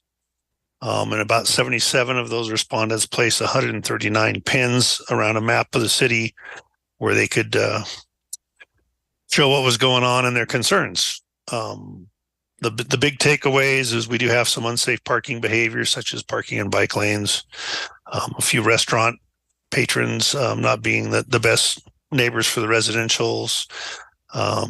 Obviously, there's some high on-street parking demand near multifamily development. Some of the bigger developments are kind of spilling over to the adjacent properties or neighborhoods. Parks and schools have always been a problem. That was kind of captured again. And there are a few locations where there's some pretty high off-street parking demand at commercial centers where we have some really popular businesses. And so there's some thoughts on how to deal with that. But as you can see on the top, 70% of people say they do not have trouble finding parking near their homes, and 60% said they didn't have parking problems near their destination. This is kind of a combination of some pins that the respondents from the public input in. Some places we've heard as staff had issues over the time, and so we kind of started taking some data at some of these locations And that resulted in the parking study recommendations that are in your packet. We followed that up with community survey number 2 between April and May. We had about 269 respondents. This was more focused since we had already had some public outreach. And so it was a little lower participation.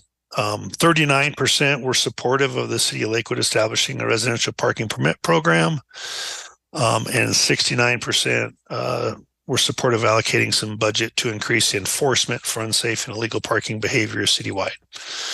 There's a few other things where respondents showed interest in.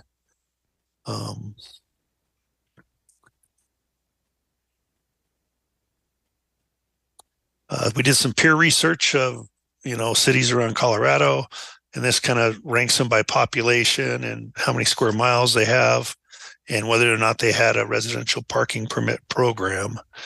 You can see Lakewood is one of the bigger cities that doesn't have one, along with Thornton. And so that was just part of the research that the consultant team did as well.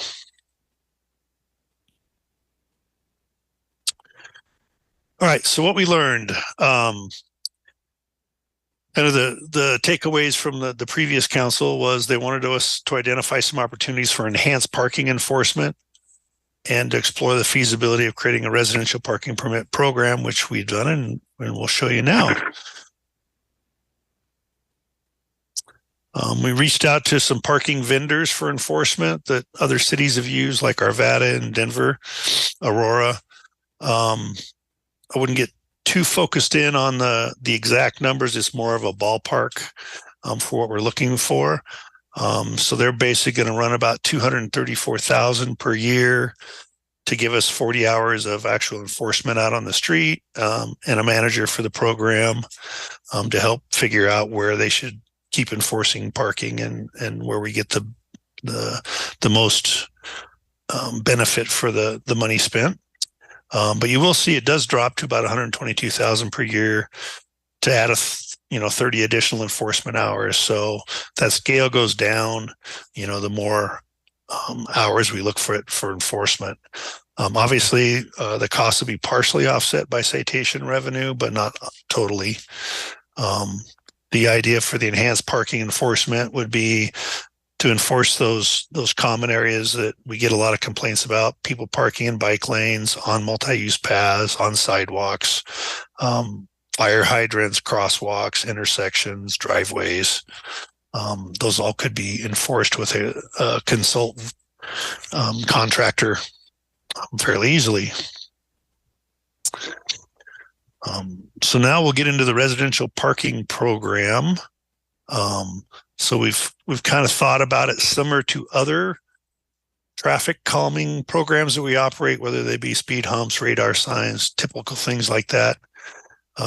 We'd be looking for essentially about an 85% occupancy of the affected area to then further go to the next steps for a parking program. So that's just basically says on a block face, about 85% of the space would have to be occupied in the worst time to go to the next steps. Typically for a residential parking program, you're going to want a non-residential generator of the parking, what's creating the demand, whether it be a restaurant, a brewery, a big department store, whatever, that's spilling out into the neighborhood. Similar to the traffic calming, we look at creating a petition process from the residents. We typically look for about an 80% approval of the proposed area to proceed with the system. One of the areas we looked at with the consultant team was determining what those recommended distances are from those different types of generators. So typically it's about 1,000 feet. They find that people will walk from a retail establishment. They'll increase a little bit, 1,500 feet from a school. Obviously, if it's something like cider days, those types of things that are bigger festivals, events, they'll walk up about 2,000 feet. But as everything, we always like to give the engineers some discretion to make sense, and you'll see that here in a minute. And then, obviously, these are just typical distances. So there is the possibility that we'll decide a certain area, do the petition process, implement it, and then people surprise us and they're willing to walk a little bit further. Or it could be that, they don't walk as far. So we could either increase or decrease the areas if the residents wanted to investigate that. So from the October council meeting, Abruzzi's Fire and Vine restaurant off on Myrtlewood and Youngfield was one of the bigger complainants of our pins around the city. And so we started looking at that, using the 1,000 feet for the retail generator. Gives you these red lines on the map. Down in the corner, you'll see the blue line. So that's technically 1,000 feet.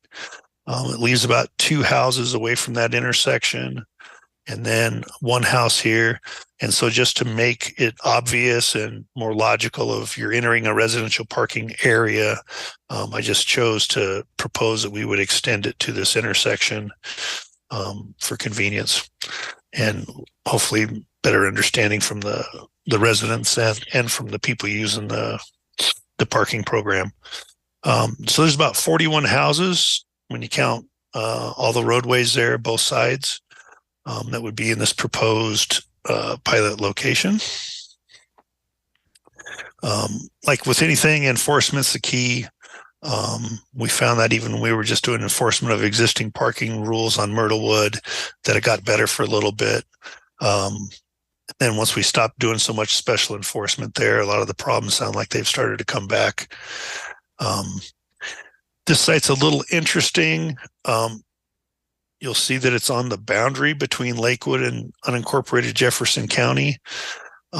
So we're a little concerned that our parking problem is going to spill over into Jefferson County. So that's a consideration we have to do, because if we create a permit program on our side, some people are probably going to start parking in the county, and our relationships with some of the county commissioners and that could be impacted. Obviously, the restaurant owner is concerned about impacts to his business. And I believe there was a letter that came out today that relayed those for you to read. But I figure I need to note.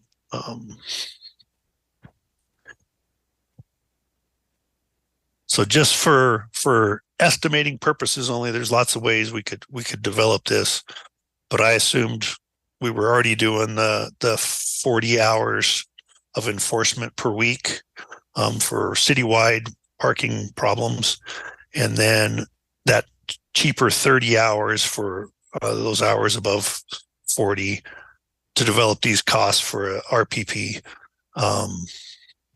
So that's where the costs below are coming from. It does include software costs for license plate reading systems. Most parking programs now are using license plate readings to do it. The city will have to create a resident verification process for those that are getting the permits. So we'll have to work with our IT department and verify that, and then push that out to the vendor's system that they check against the database for parking vehicles. I assumed, based from what we heard, where the biggest problems were and what we've seen is Monday through Wednesday, we basically would do about 4 trips daily in that area. Thursday, we'd up it to about 5 enforcement trips. And then Fridays and Saturdays, we'd up it again to about 6 enforcement trips. Obviously with a manager and they're looking at, when we're getting parking citations and where the behavior's the worst that we're trying to correct. That was just a starting point. It would adjust as things went on. And then that gets us about 15 hours per week of enforcement. So that's about $61,000 per year. And we also had about $2,300 for Lakewood staff, for an engineering tech to help with the permit process and deal with issues as they come up. So obviously, if you just divided the cost of the program to the residents that are directly participating in this pilot, those 41 houses, that's over $1,500 per house, which I doubt anybody would voluntarily join in at that price. If the city shared the cost 50-50 with the residents, that's still $772 per house. Pretty extreme amounts of money per house. If we do even drop it down to 10% and the city picks up 90%, it's still $155 per house. So it's an expensive program. Obviously, it becomes a little less expensive as if the program grows. There's a couple other neighborhoods that it potentially could grow to, but most of our studies showed that it wasn't that big of a citywide issue. So there's probably a handful maybe that it would grow to. And then the next slide I'll go is when the city subsidizes a program, pretty much like peer agencies. So you can see in Arvada, first and second vehicle are free. Other ones are $5. Aurora's essentially the same, but they went with $10 for a third and fourth vehicle.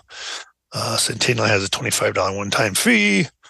Fort Collins does more a graduated system where the first one's free, and then each vehicle you add to the street gets more expensive to try to keep less vehicles on the street. Denver just started off in 2024 with a fee system. So if you put in your license plate for vehicles per specific permit, it's $20. If you want one of those hang tags that you can just put on your mirror for any vehicle or visitor to your house, that's $25. I should mention that since it is a license plate based system, if you do have a party and you have visitors over to your house in the RPP area, you'd have to go onto the website and add their license plate in there as a guest. And so there's a lot of back and forth that the residents would have to do as well. So obviously it sets up better for areas that have a serious parking problem, because one, it's costly either for the city or the resident. And there's a lot of interaction that every time you get a new license plate, you have a guest come over, you have to interact with the parking system. So with that, I'm ready for questions and feedback. All right. Thank you, Ms. Whitaker.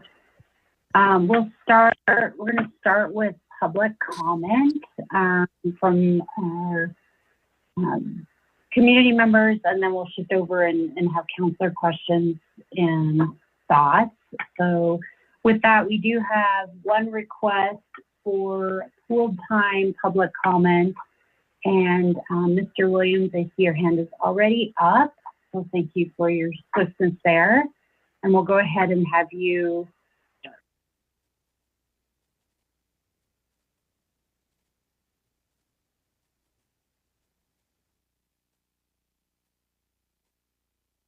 Hello, everyone. Thanks for allowing me time to discuss this important matter. Can you hear me okay? We can, yes. Beautiful. So my name is Marvin Williams, and I'm a part owner and general manager of Abruzzi's Fire and Vine. Since relocating to Lakewood in June of 2017, our journey has been one of a very active community engagement and addressing challenges, particularly with parking. We're a family business, been around 23 years, 65 employees, work hard, not just in terms of great dining, but also economically. We bring in over $5 million annually and add about $140,000 in sales tax revenue. In respect to the parking situation, we are optimistic that the addition of approximately 46 spaces should be completed, we're crossing our fingers, by December 2024. And it will alleviate a lot of the concerns raised by the residents. these challenges that we've faced over the last few years, compounded by COVID, arson, supply issues, are finally almost behind us. I know there's been talk of valet parking by some of the neighbors, but I can assure everyone that these spaces are intended solely for customer convenience and not any sort of valet. We do have reservations about the residential parking permit study. The dynamic nature of our current situation could lead to inaccurate conclusions, potentially impacting our business, staff livelihoods, as well as city revenue. I do want to address just a couple misconceptions. The drone footage that was from last year in March of 2023 was during Denver Restaurant Week. And as you know, that's one of the busier weeks in any restaurant for the entire year.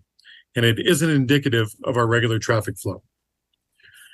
We have taken several steps to minimize parking impact over the last few years, such as establishing dedicated takeout spots.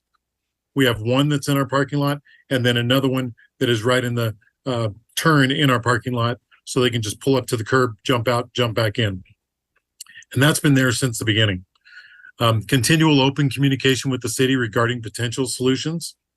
We've done wayfinding signs to help ease neighborhood traffic congestion. Signs and information inside the restaurant to educate our patrons on the do's and don'ts of parking in our neighborhood. And then solving daily parking issues as they arise, almost like a game of whack-a-ball, with compassion, understanding, and resilience. We did open up Pablitos in 2020, and that's been going really, really well. We opened up a second location as well, which is at In the Zone Bar and Grill. We do park that truck in our loading dock, and on the rare occasion it is on the street, it isn't in front of somebody's home and isn't blocking any fire hydrants or anything like that. And it's just a few hours, and then we're putting it back into the loading dock. I know the other trailer has had some concern because the perception is it's in one of our parking spots, and we actually moved it all the way to the south end, so it wasn't in any parking spot except for maybe an hour during lunch. We continually have tried to balance our business needs with those of the community and worked in tandem with the city, adhering to zoning requirements and actively seeking collaborative parking solutions. Although some of these, or most of these, have been met with hard resistance, one solution that makes the most sense in our mind is the installation of a pedestrian activated crosswalk signal to utilize additional parking on the west side of Youngfield Street. I know you guys brought up about the throwing all the concern to unincorporated, but by having the crosswalk there, I don't think you have such a big of a problem. In conclusion, we've been an integral part of the Lakewood community. We're consistently aiming for collaboration and responsible citizenship, and we approach each part of our operation with respect for the council and respect for the community.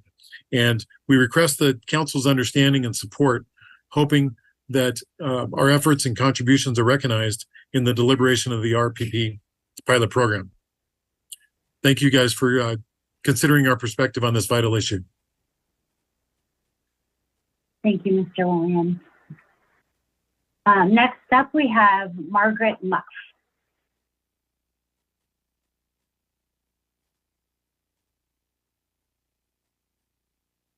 Wonderful. Can you hear me?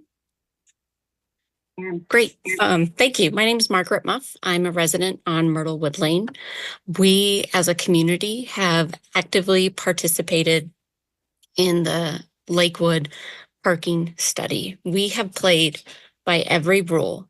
You have asked us to participate in a parking study. We did that. We pinned, we commented, we attended every meeting that you scheduled. We actively provided our thoughtful input. And I do want to make a few comments about the drone video that Mr. Williams talked about. The 2 days that were shown on the drone video that was provided to City Council were random days selected in advance in coordination with the drone operator. We had no way to know what would happen on those nights. We had no way to know what the weather was going to be like, whether it would be a busy night or not. We wanted to have an unbiased, random representation of what it's like living on our street. And there was no intention to have it coincide with Restaurant Week. I don't even know when that occurs, to be quite frank. So the idea that any of this was biased or intentional or that we're not playing by the rules is just not true.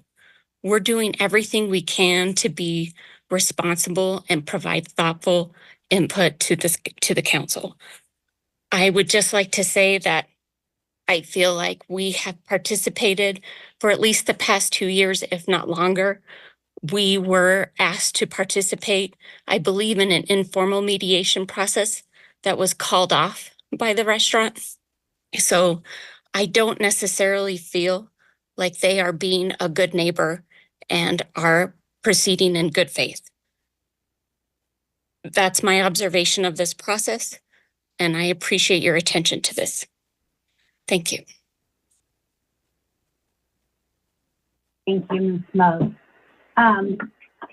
We'll go, if anyone else wants to raise their hand, now's a good time. Okay, we see one coming up, and I'll quickly note that there were also 8 comments on Lakewood Speaks, and for community members that have not been on that website yet, there is also a Lakewood parking study, as well as a presentation, not the one tonight, but the one that we did see last fall, including a staff memo as well. So Marianne Ortiz will hand over the mic to you.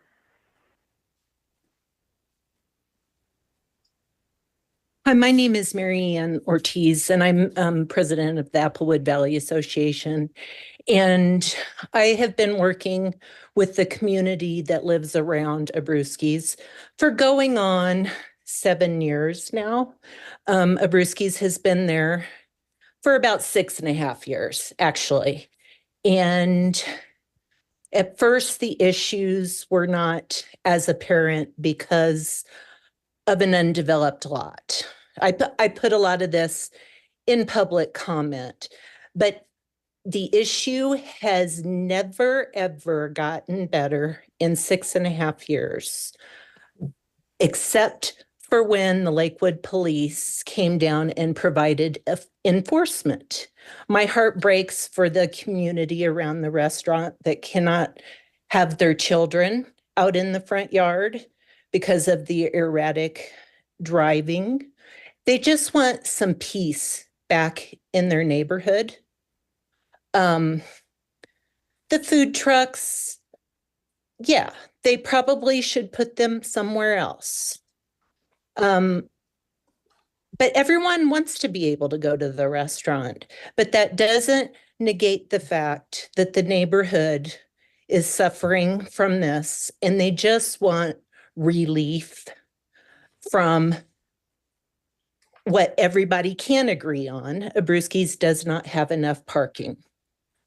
So a residential parking permit system, we have been told by the consultants and Mike Whitaker, City of Lakewood, that a residential parking program could work nicely for the Abruzzi's neighborhood.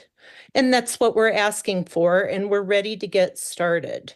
So I guess it just surprises me that Marvin came on and made it sound better than it actually is, because the neighborhood does not feel heard by the restaurant.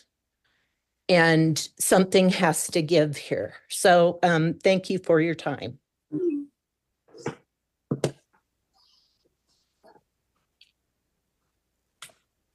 Jeff Proger.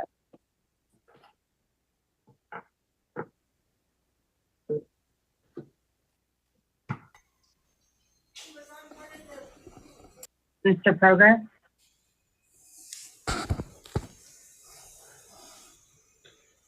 Mayor Strom, I think Mr. Proger gave his time away to Marvin Williams. Oh, okay. Yep. Okay. Thank you for that. Diane Duffy.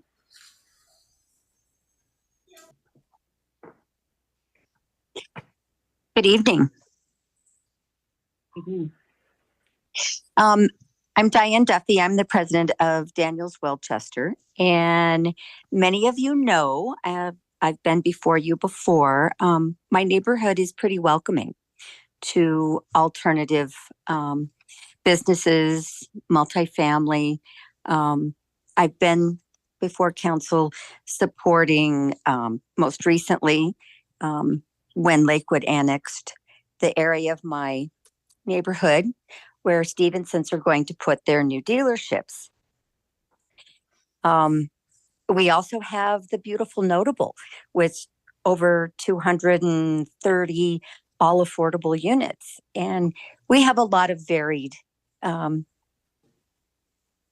businesses and residential in our neighborhood. I really appreciate that you're looking at these things now, that council is going to have some tools available. Spending the time and the money on this study, I think, is going to be well worth your time and ours. So far, we're looking at success, but right across the street from where Stevenson's are going to be putting their dealerships, we're now going to have a substantial multifamily presence, 75 units, I believe, on a small 3-acre plot. So I think I'm looking at the fact that you're anticipating and going to have some tools to help us if things go south. I really appreciate you spending the time this evening. I think the residential parking permit option, whether you have to use it or not, but just to have that option. I really thank you for your time and your energy on this.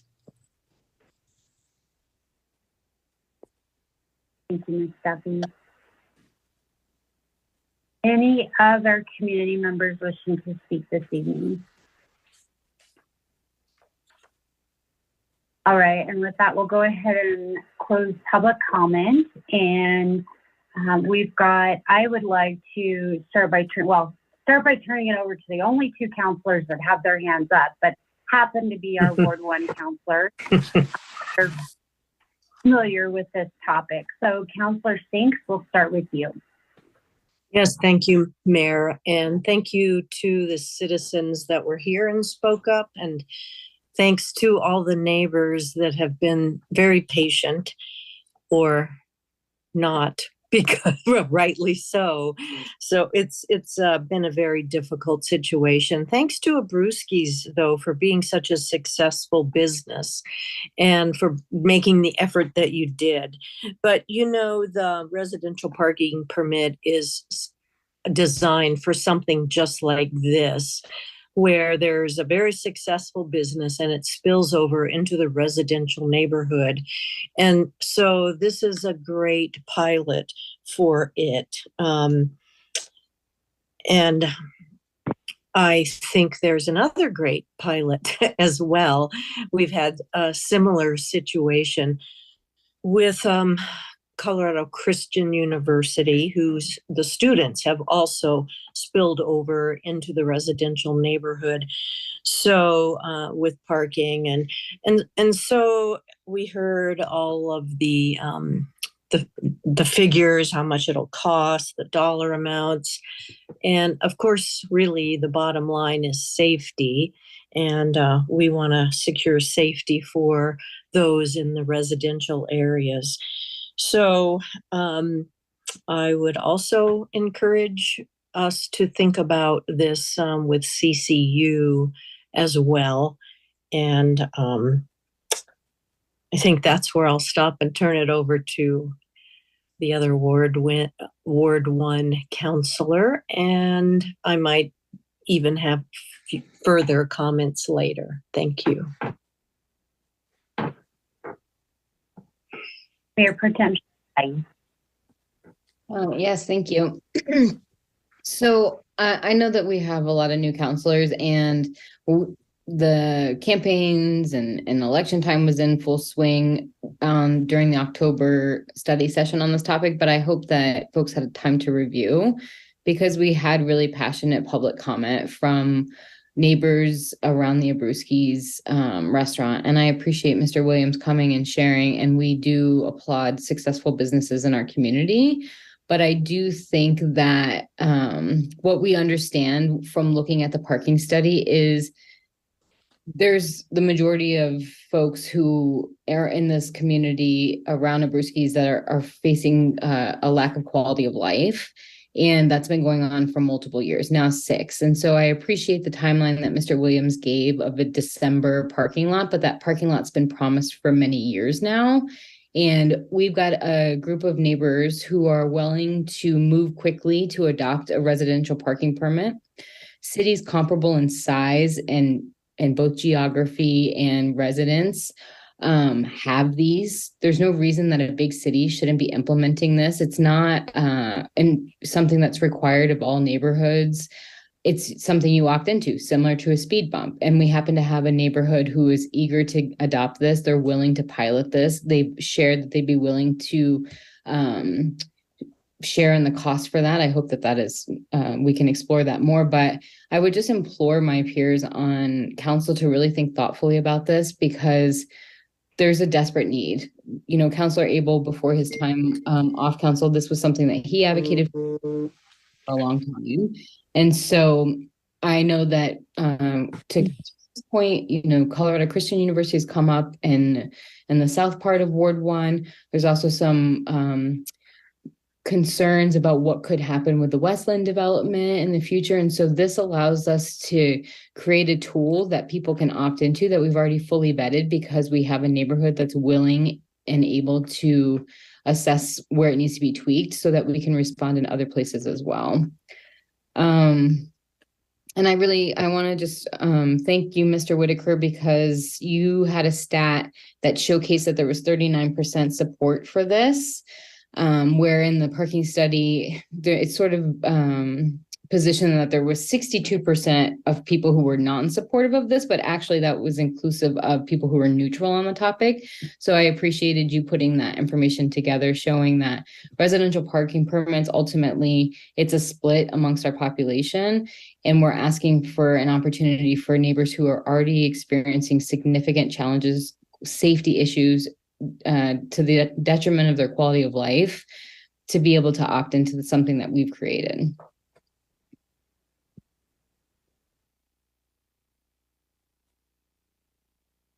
Thank you, Mayor Pro Tem Sharzai. Councilor Macarel. Thank you. Sorry, I'm still making notes. That was a really helpful presentation. I think like the framework was I have never structured a parking permit before, so it's just very helpful to kind of think through how this actually happens in real life. I also do just want to echo Councilor Sharzai. This is like a very limited space. I think one of the things that I'm really interested in looking at is setting those thresholds of like what qualifies. I don't want to end up in a position where if say 3 or 4 people in a larger neighborhood are like able to create barriers for the other neighbors that live there and their guests, etc., without it really being something that is like necessary, needed, and then like consented to by the broader neighborhood, by the people who will have to then like pay for that, deal with it, get the permit, etc. But yes, I mean, that city council meeting was a lot of folks, all of whom like lived in this directly impacted couple of blocks. And so, I think I've been very clear that I'm not for sort of like increasing enforcement on many things. And I think that this is just a tool in the tool belt as Lakewood urbanizes that's really necessary. So with that said, I have a couple of just like logistical questions. So one thing is that I know that you said that there are other cities in Denver that have like similar programs. Do those cities that you looked at have similar thresholds in terms of you mentioned, I think, an 85% occupancy at like peak times, et cetera. You had some like numbers in there. Are those like pretty standard? Like that's how people do this? Or are there other models where it's actually about the percentage of people who sign a petition on the block, or the amount of, interactions with like pedestrians in the area or other things like that? Or is it typically just this like occupancy threshold?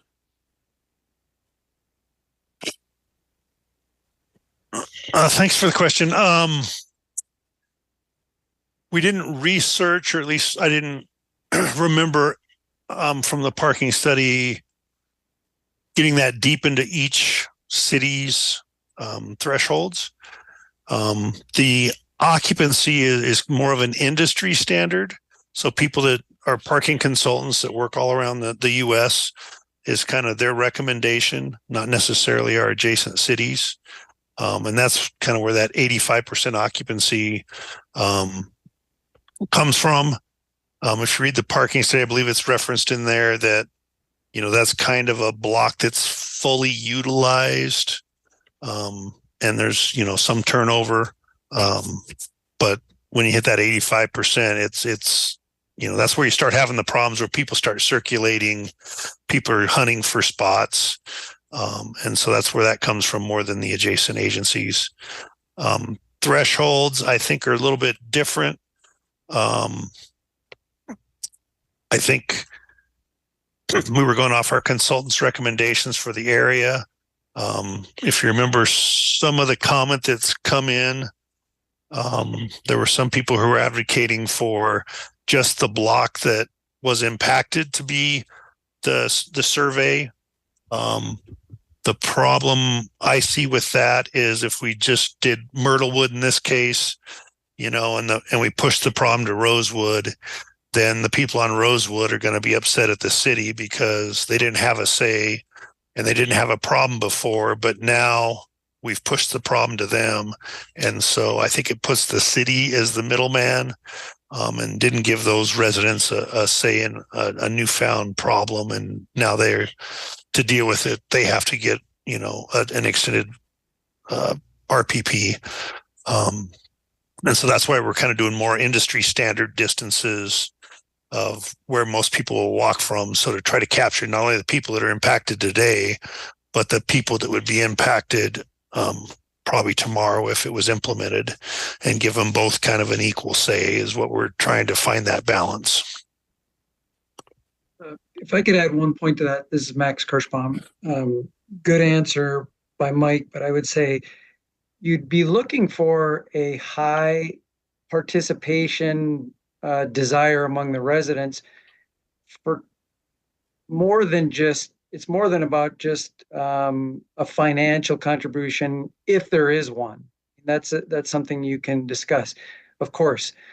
But the other part of that that Mike pointed out during the presentation is there is also, if you're in the program, whether you chose to be in it or you are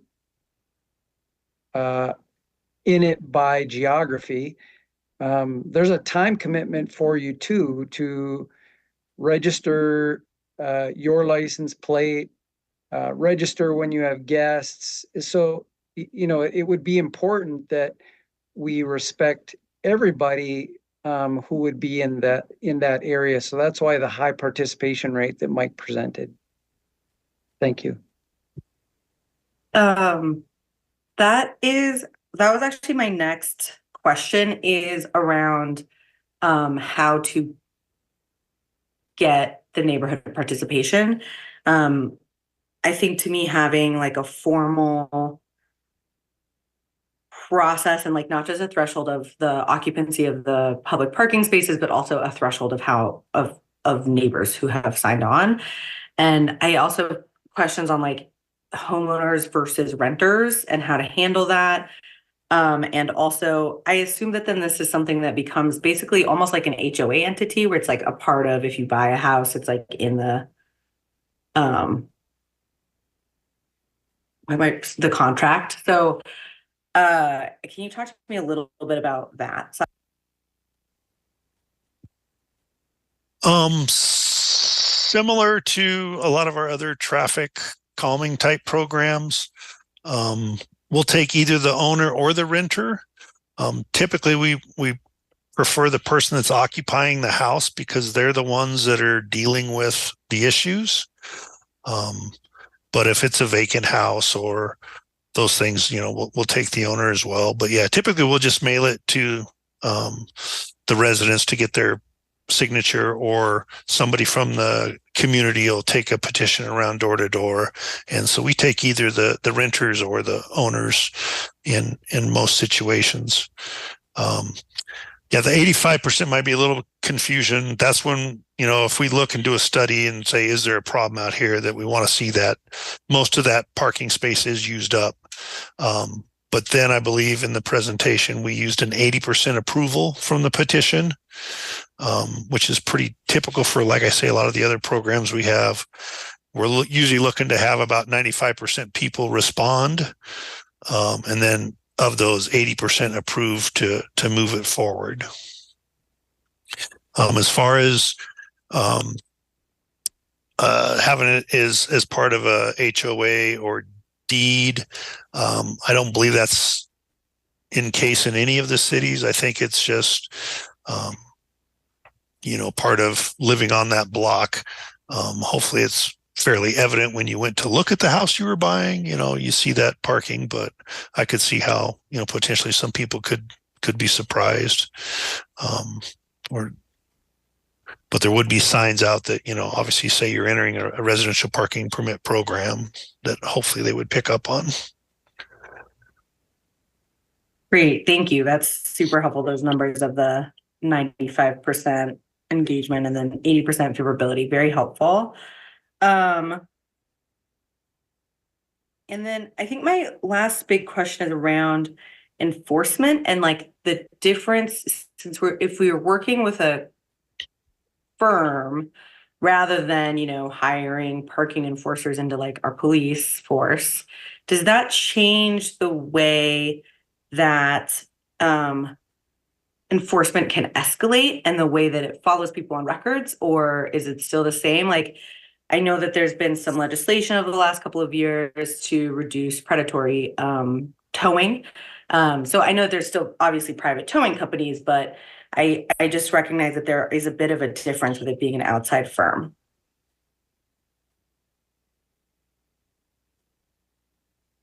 Yeah, I think similar to the way we deal with Belmar, they have a firm that does their parking enforcement, and then they just have the connection to Lakewood Municipal Courts that those citations get referenced to if they want to challenge them.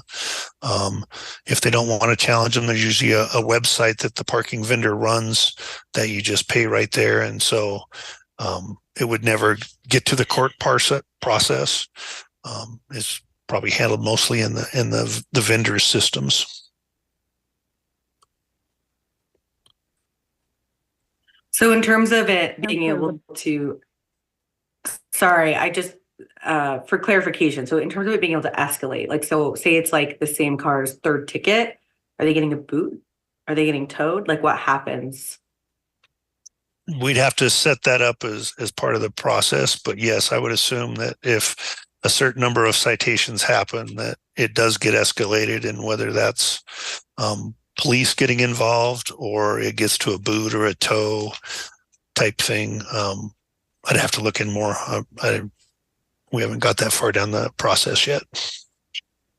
Great, thank you. As we tried to like kind of steer the ship on this, I just want to put it out there that as we work to create this program, I'm really in favor of creating a program, want it to be enforceable enough that it works. And also I'm very wary of the idea of people ending up in a place where they're in a debt cycle, or they end up in, with like the cost of getting your car out of impoundment is really, really different than even getting a boot off or paying several tickets, and wanting to make sure that it can't lead to like jail time, right? Which we actually do see with parking and ticket infractions and debt, and the way that can add up. So I just really want us to be thoughtful with how we create that system, so we're not creating like those types of cycles.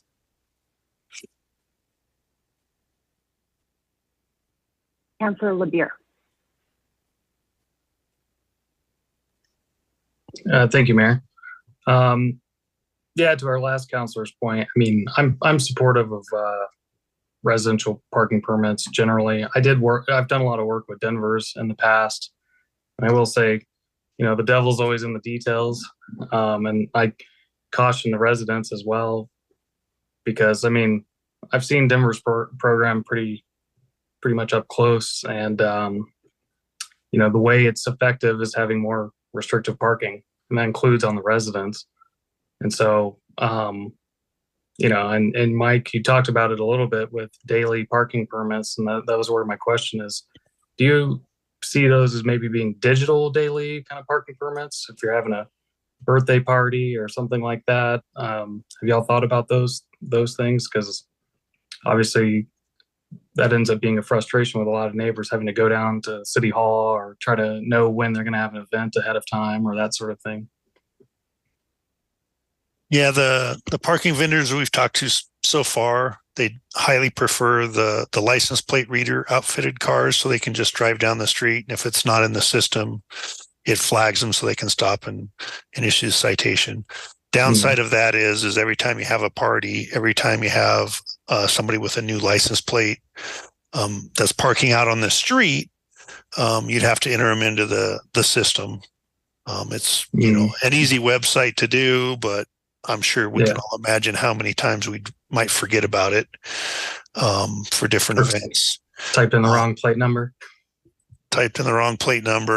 The other thing you could obviously do is most of the areas we've been looking at so far, CCU might be a little bit different where some of the residents there don't have driveways, but obviously people could park their own cars in the street and leave the driveways for the residents and not have to deal with the website. So there's lots of little ways to slice it, but yeah, I agree that the details are going to be important as how the program works. Yeah, that was another challenge in Denver is, residents like college students don't live, maybe their car is registered in Florida or something, and they're drove here for class, for school for the semester, and they're not registered here. And you might want it registered to Colorado or in Lakewood or, all those kind of different issues. I guess, so my only suggestion would just to have us as sort of a simple process as possible,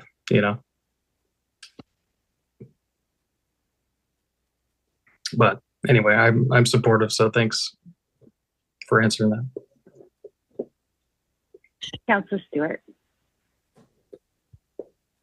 Thank you. I will be really brief. I do want to echo that an effective program that is simple and works for the neighbors, but that does not lead to any sort of cycle of debt or, impoundment or anything like that. I think that there's obviously a way to create a residential parking permit program for neighbors who need one, and that is effective without kind of adding to our systemic issues around enforcement and things like that. So would echo that. And I just do want to highlight, I get a lot of calls in Ward 3 about folks who want traffic studies and speed humps and things like that. And so like I asked for 3 traffic studies in 1 week one time. And I know how difficult it is to get that neighborhood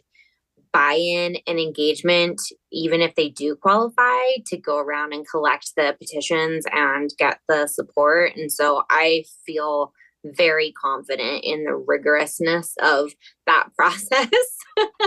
And that if we're following those same guidelines, like it seems like we want to, I feel extraordinarily confident that there would be heavy neighbor buy-in and engagement to be able to do a project like this, because it is not easy at that high of buy-in and participation for things like this. So feel pretty good about if we're following that same process, I feel pretty good about it.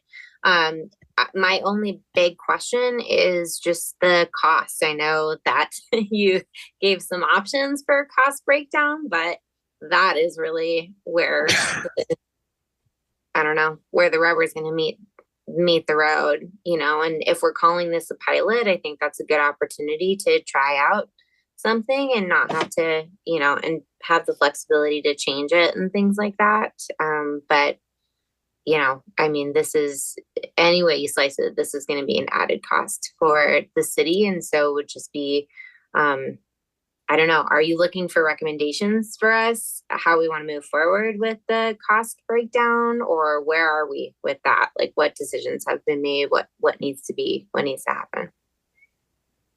If I could take that question first, Mike, it would sure be helpful if we could conclude this evening with council's direction on how to proceed as it pertains to the cost piece. The way Mike did the estimate is the assumption is that there would be a vendor involved, that we would seek about 40 hours a week of traffic enforcement as a baseline with that contractor. And then the RPP cost, which he enumerated in that $60,000 range, is in addition to that base amount, which was shown at about $234,000. So in rough terms, we don't have a proposal from any contractor at this point, but in rough terms, it's probably $300,000 a year to do baseline traffic enforcement and one RPP. Have the neighbors in this particular neighborhood who we're potentially going to pilot this in given any indication of what feels reasonable to them?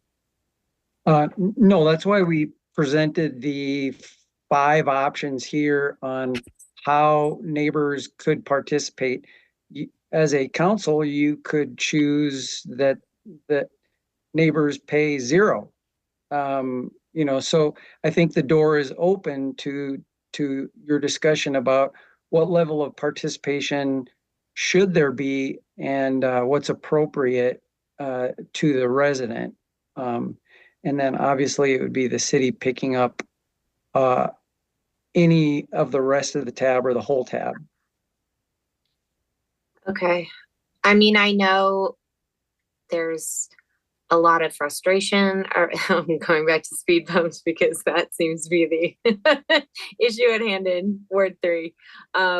Frustration with the financial buy-in, but I completely understand it because I think it's another layer in addition to the petitions and the community buy-in and things like that. It's another layer of buying into the program and making sure that everyone, this is something that people want on their street. The one that looked the most reasonable to me was the kind of 10% option. And I know also y'all told me you were looking at things like sliding scale, especially for, some of those, like, again, for the speed bump buy-in. And so would love to have things like that be an option as well for going to ask people to pay for it. Would love to have some sort of process for folks to a waiver of fees or some sort of sliding scale because, not everybody can afford that.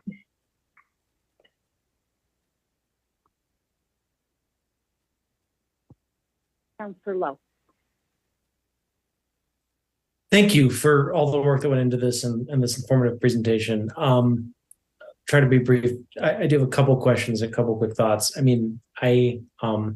is definitely one of those issues where I think council ought to give a lot of deference to what our Ward 1 councilors are telling us. They're the ones that are frankly closest to the issue and are clearly hearing about it. I have heard about it from some folks in the community as well.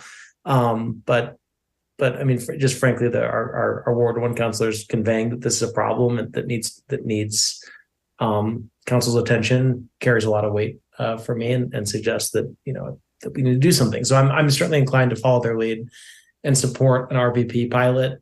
It does seem like there's sort of some consensus, like if we're going to try an RPP pilot anywhere, doing it in this community makes a lot of sense. Two just quick points.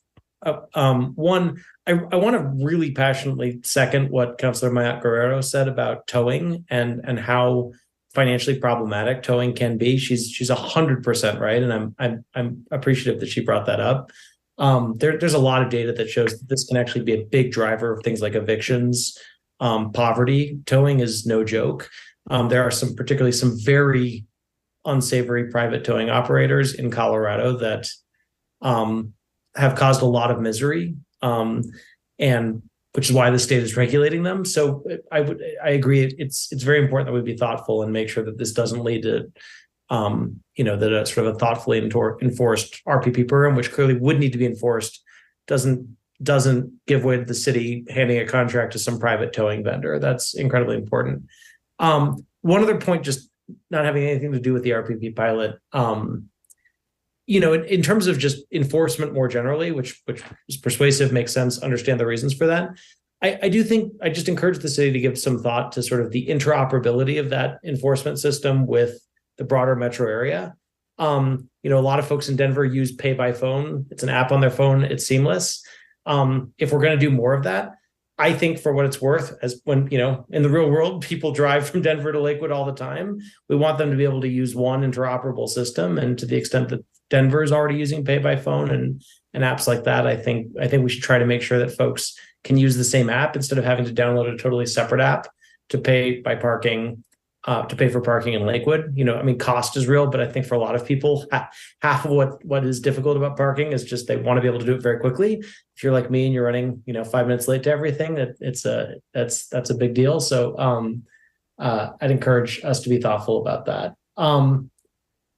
Appreciated the discussion about sort of the thresholds for RPPs. I'm totally persuaded that a 50% threshold is too low. You want strong community buy-in. Just sort of raising the question of if you have to get 95% of the homeowners to respond to the survey, that's a very high threshold. Is that too high a threshold? Is that going to make it unenforceable? I don't know. I don't know the answer to that question. I agree the threshold has to be high. It just seems to me that if we're going to pilot this, we want to make sure that that threshold number is a really important consequential point. So 3 just very quick thoughts. One clarifying question, and then I have one follow-up question on cost. Mr. Kirschbaum, thank you very much for sort of breaking out the cost. I was a little confused about, so I understand the cost of one RPP pilot. I got the sort of the math on that is just over $60,000. The larger cost you're talking about, the $200,000, is that for sort of more parking enforcement, regardless of whether council approves an RPP pilot or not? Or is that $200,000 cost only if we do the RPP pilot? No, it goes back to, if you remember the slide that Mike showed that had the 2 highlighted lines, which were the direction from council back in October. One was take a look at enhanced parking enforcement citywide. So I referred to that, and Mike referred to that as kind of a baseline to get a vendor on board to do enhanced parking enforcement at approximately 40 hours a week. We estimate in that $230,000 range. To try to keep the cost of the RPP down, the way Mike looked at it was to consider that to be an add-on after you've already decided you want to proceed with that baseline level of service at $230,000. If you were to take that away and say, let's just do an RPP, it really changes the whole equation, because now if that's all you're doing, there is no baseline to add on to. So the cost would be clearly higher than $60,000 as we presented it here, if you said, let's only do the RPP. Got it. That's very helpful. So one follow-up question.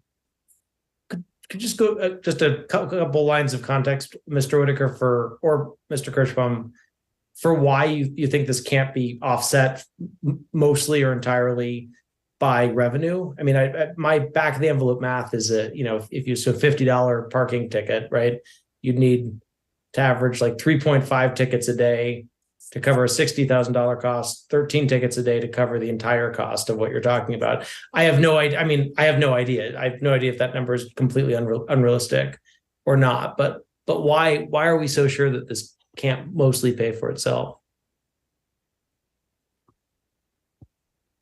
When you look at the issue now, it's roughly in front of 8 houses. And so there's just not a lot of users. Obviously, as you go throughout the lunches and the dinners, you're starting to talk, but it's such a small area that I think when we did heavy enforcement for people in front of the driveways or in front of the fire hydrant, those things, once we started enforcing it, a lot of those issues reduced. I wouldn't say they've totally went away, but they reduced, people adjusted. And then when we stopped doing the enforcement, obviously it sounds like they've come back. So, I think there's going to be some amount of their clientele that are repeat customers that you're going to get them once and they're not going to do it again.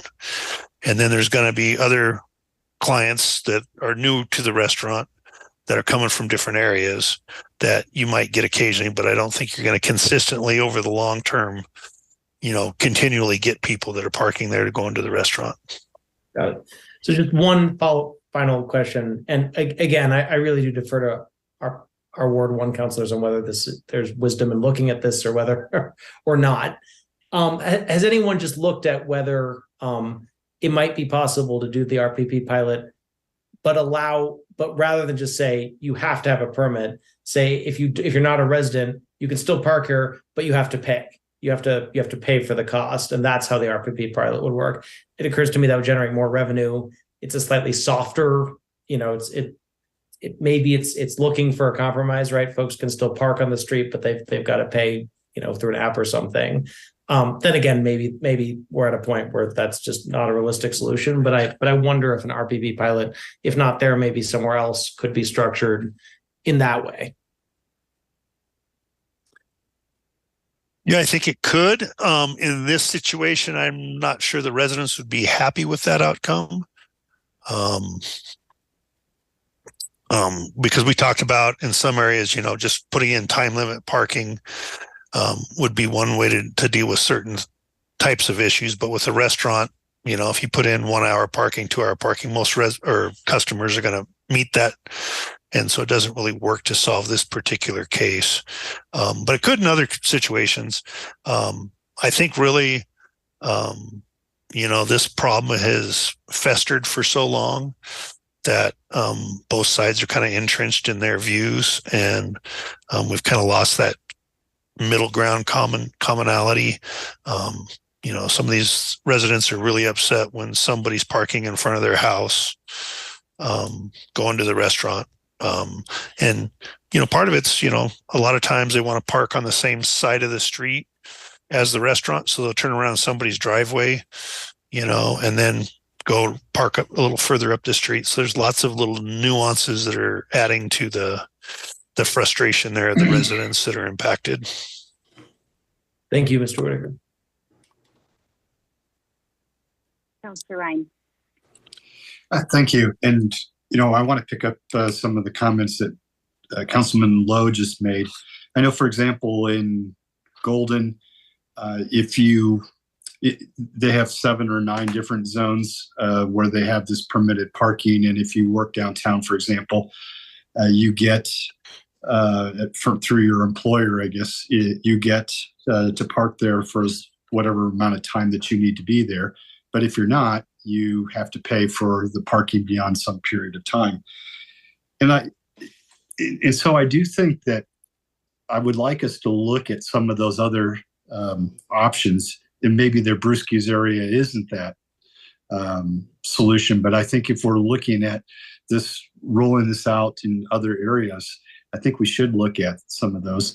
And I'm really puzzled. I can't imagine the city of Golden subsidizes thousands and thousands of dollars for these residential programs. They have, like I said, 7 or 9 different areas. One area is more commercial. The rest of the areas are more residential. One of them is around their high school, which would be analogous to me, or having something around Lakewood High School, for example, where I know those problems have settled down a little bit, but there's still some issues to address. So I'm having a hard time understanding why our program would be so much more expensive than what I would expect a small city like Golden can afford. One of the Applewood leaders is Dave Ruckman, who's a former transportation person, and at our Jeff Tag meetings, he brought this up, and Golden's there, and the person from Golden's like, you asked for successful parking programs. He's like, we didn't offer up Golden's because we don't consider it successful. There's a lot of headache because they don't have the enforcement component. He says they have a lot of the infrastructure and, like you say, the permits and all that, but they don't have the enforcement right now. So he doesn't consider it very successful, and there's frustration there. And I appreciate that. Thank you. I'm a little surprised by that, but on the $230,000 amount that what we would get for more parking enforcement, could we say, for example, we want to dedicate the enforcement initially towards this pilot program? In other words, do we have to do 230 that would be more of a citywide plus 60,000 just for this area? No, we could definitely take that 15 hours of enforcement, or however much enforcement we wanted to do, out of that initial 40. I just did it the way I did it because that's going to be the least cost per hour. Sure. So the cost would be a little bit more pulling it out of that 234. And then obviously the rest of the city gets a little bit less enforcement as well. But there's thousands of ways to split that up, based on how many hours you want to dedicate to one thing versus another. Sure. And I think you said if we rolled out more than one pilot program, if you will, it would reduce the cost, but you didn't sound optimistic in your voice that it would reduce it in any substantial way. So like if we said we want something around Colorado Christian, or we want something around the Yarrow development area as initial places, including Abruzzi's, if we wanted to do those 3 areas to give the neighborhoods those options, would it reduce it much? It doesn't reduce the cost we pay, because that's basically just 40 hours of enforcement wherever we direct them to do it.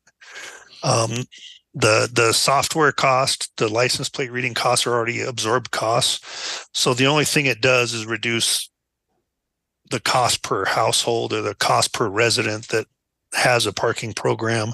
We still pay the same amount. It's just, it's distributed out over a bigger group of users. I guess just for the group, if we're going to go forward with this type of program, I would suggest starting with the 230,000 and direct it to the zones that we want to at least prioritize, see how the program works. And if we like how it's working, we can expand it from there. But if we're looking to reduce some costs, there's $60,000 right there without doing too much effort. Just a thought. Counselor, could I add a comment to that? Please. Absolutely, that would work. However, what it will do is it will be enforcement of current traffic law. So it would just prevent somebody from parking in somebody's driveway, or double parking, or parking too close to a fire hydrant, or what have you. But what it doesn't do that the RPP does, and I think this is what the neighborhood is looking for, is it takes those cars out of the neighborhood because they can't park there. I think that's what the residents closest to the restaurant are looking for.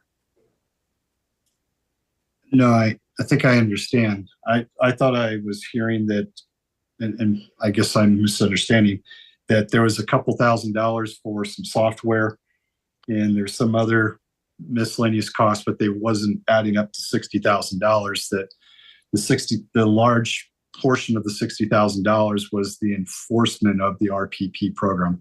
I apologize if I'm misunderstanding that, but that's my understanding.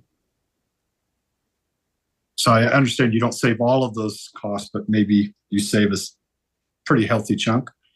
Tell me if I'm wrong. I'm happy to hear that. I think you're right. I think we could do an RPP out of the original 40 hours.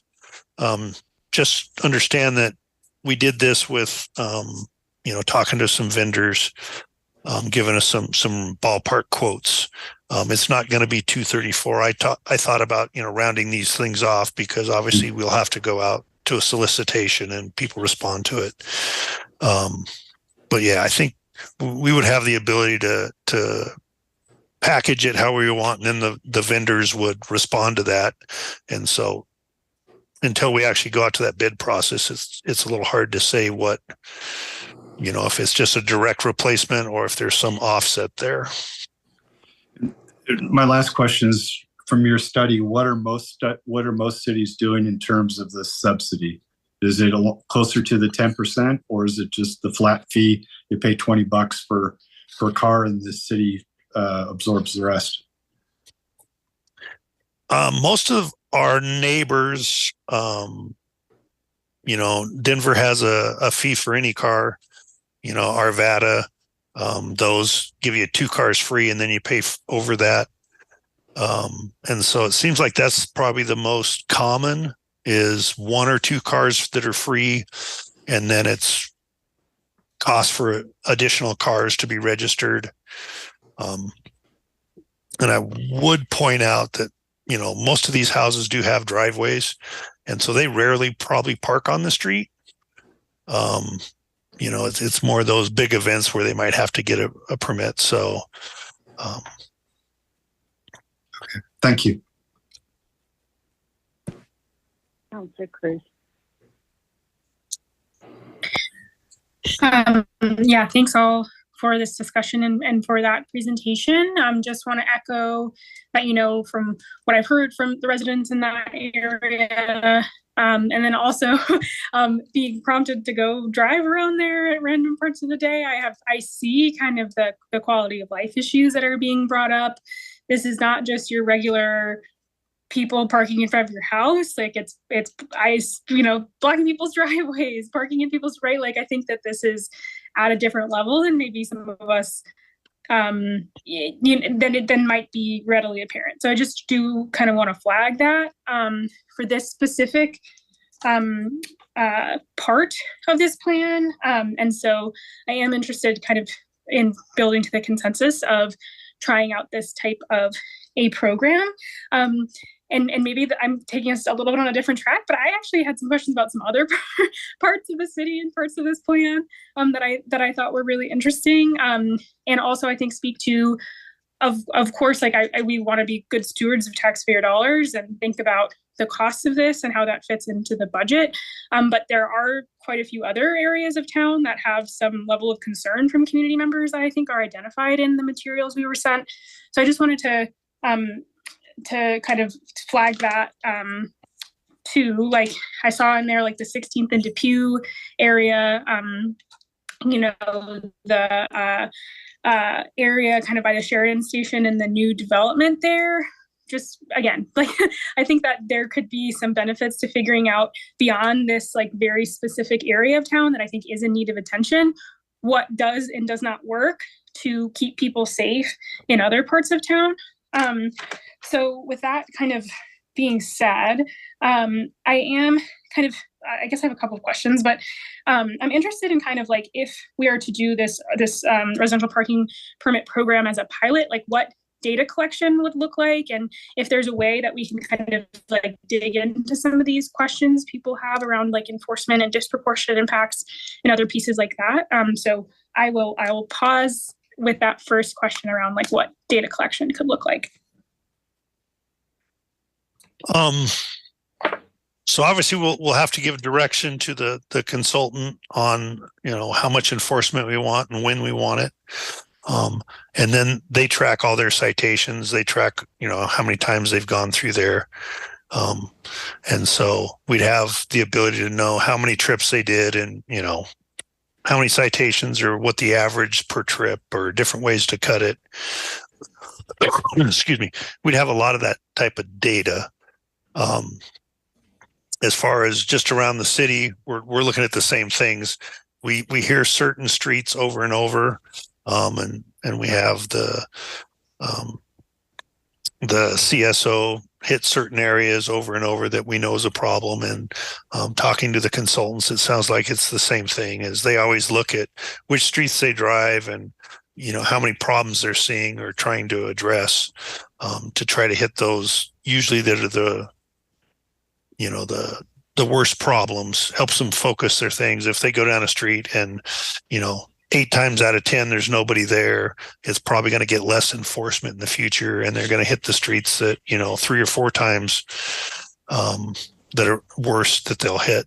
So it's kind of part of the manager's job is to help direct where those people are patrolling and hit those hot spots. And like you say, that will change over time.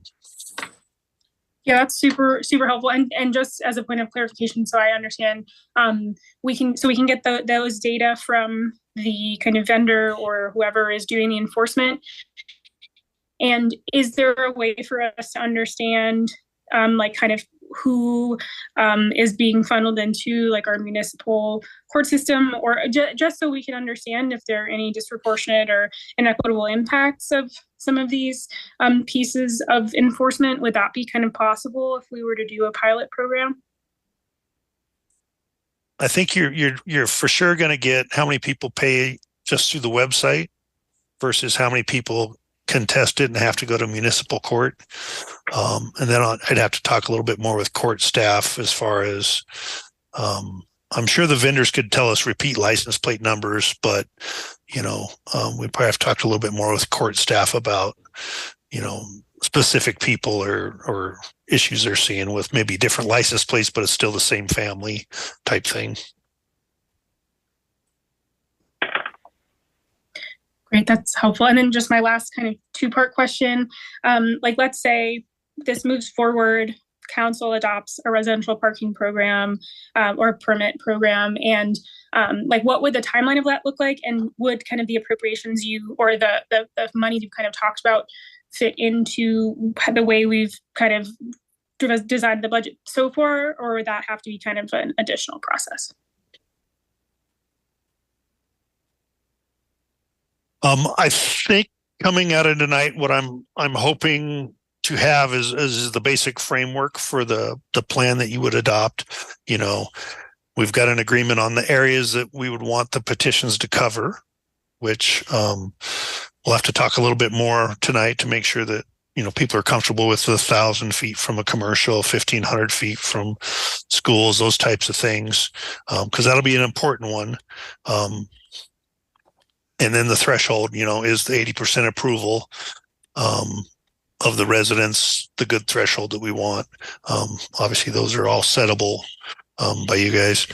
I think the other questions, you know, do we want an RPP seems pretty clear.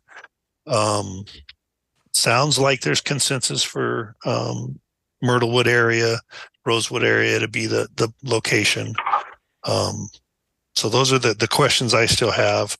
As far as process, obviously, we'll have to work with management and figure out where the money's coming from, whether that's in the budget proposal coming up, those types of things. We will have to go out to advertisement for consultants to respond to. So there's a process there that takes a couple months. So it's probably going to be later in the year at earliest or early next year, by the time you get the funding and the ability to get RPP out. So we might see how much that additional lot develops as well, just because of the timeline we're dealing with.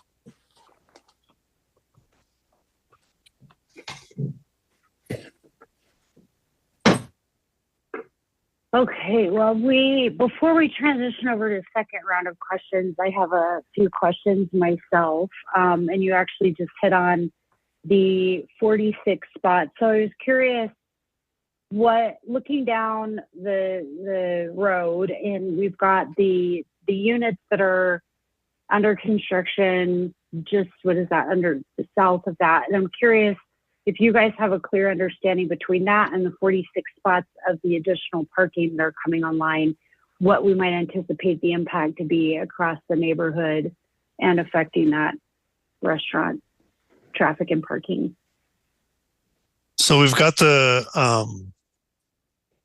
25 in their parking lot now, 23, 25, depending on if the trailer's there. We've got the 46, the lot across the street, which used to be the old gravel overflow lot.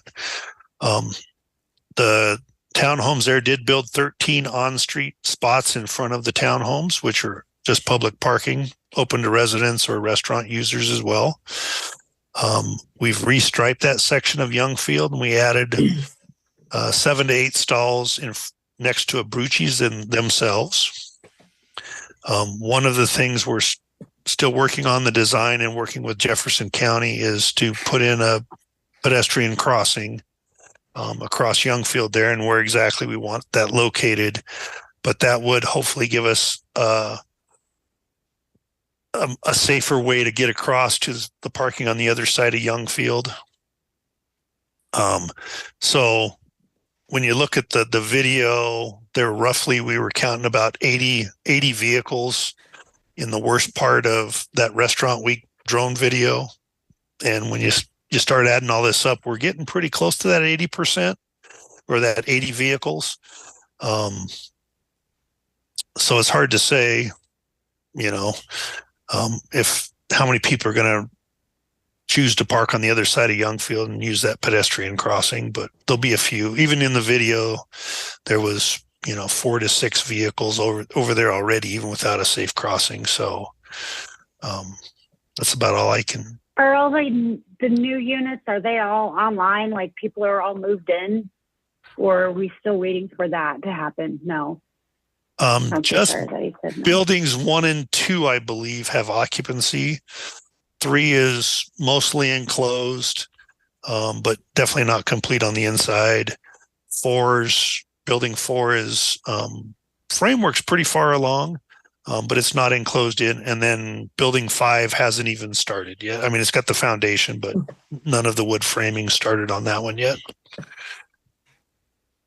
Thank you. Then I'm curious, so going back to the slides that you did, the 70% people find parking within, feeling happy about the, parking by their house. I think it was 60-ish in the destination that they go. My concern is the enhanced parking program. I'm not sure that you or, PD or whoever's not doing the enforcement would actually have much to enforce. So I'm curious if we have an idea on, what, return on investment, I guess that would be with money spent there. And the second part to that question is, I'm not clear, and maybe you already outlined this, but can we just do the residential parking permit without having that significant cost to the enhanced parking program?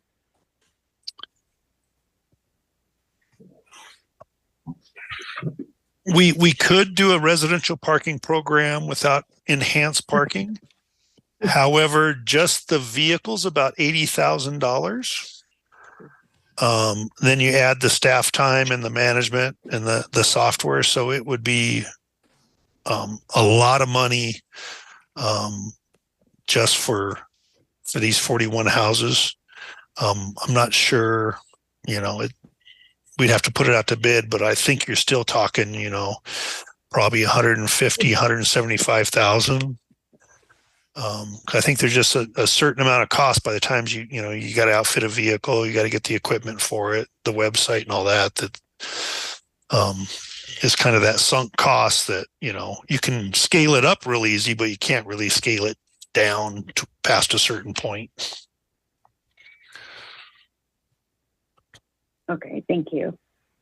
And then last question on cost, citation, were you seeing what typically citation costs were looking like? per unit per citation? Yeah, the overtime, it's in the parking study. I believe it's $49, but I could be wrong on that. I'll have to get that back to you. That's all I've got. Thank you. Councillor Sinks. Thank you.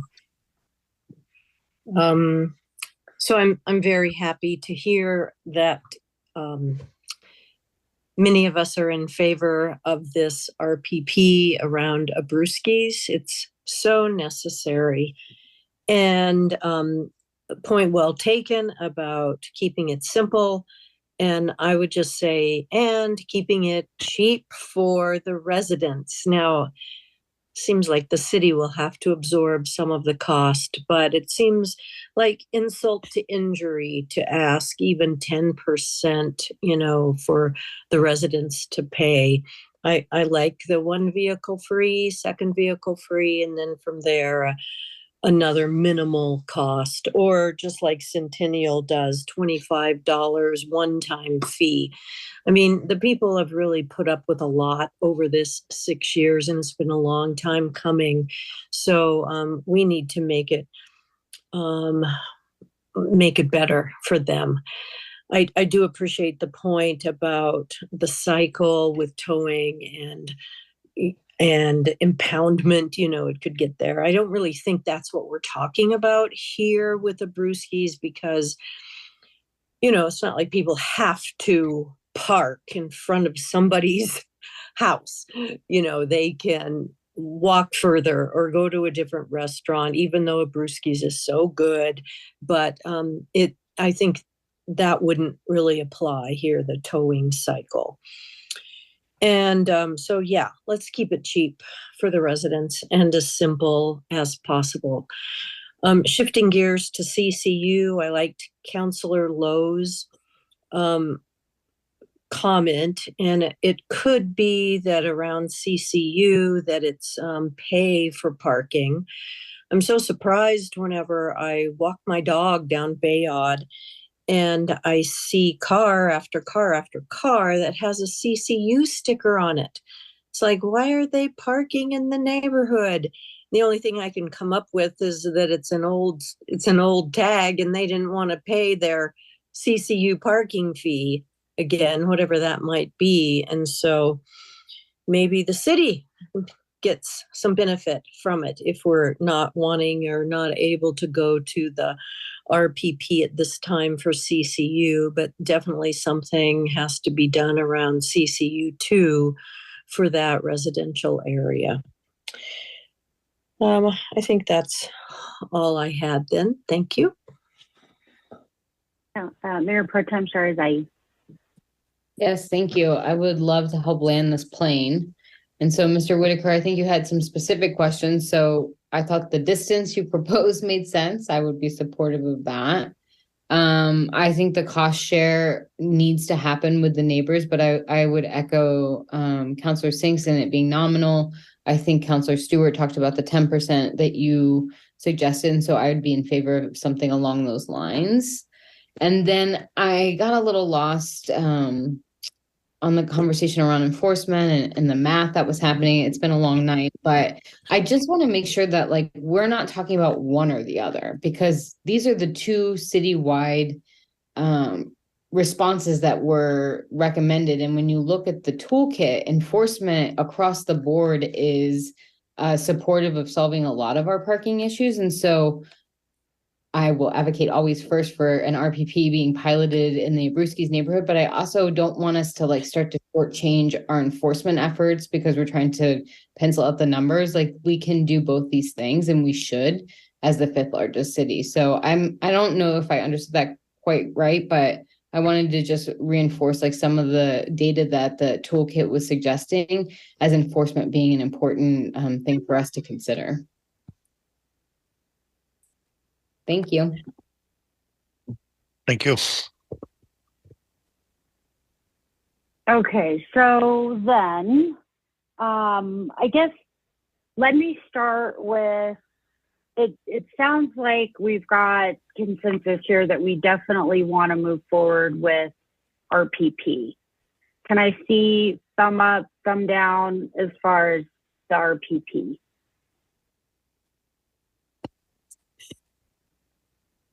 Everybody, Councilor LeBeer's picture doesn't have a thumb.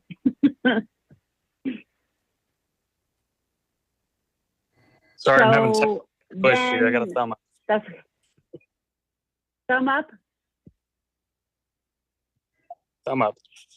Is that what he said? Okay, excellent. Thank you so much. And then with that, also, we are talking about the enhanced parking program at 40 hours a week. Is that correct? Is that where everybody is? I don't know that we all understand that. I don't see a lot of nods. I would support that again.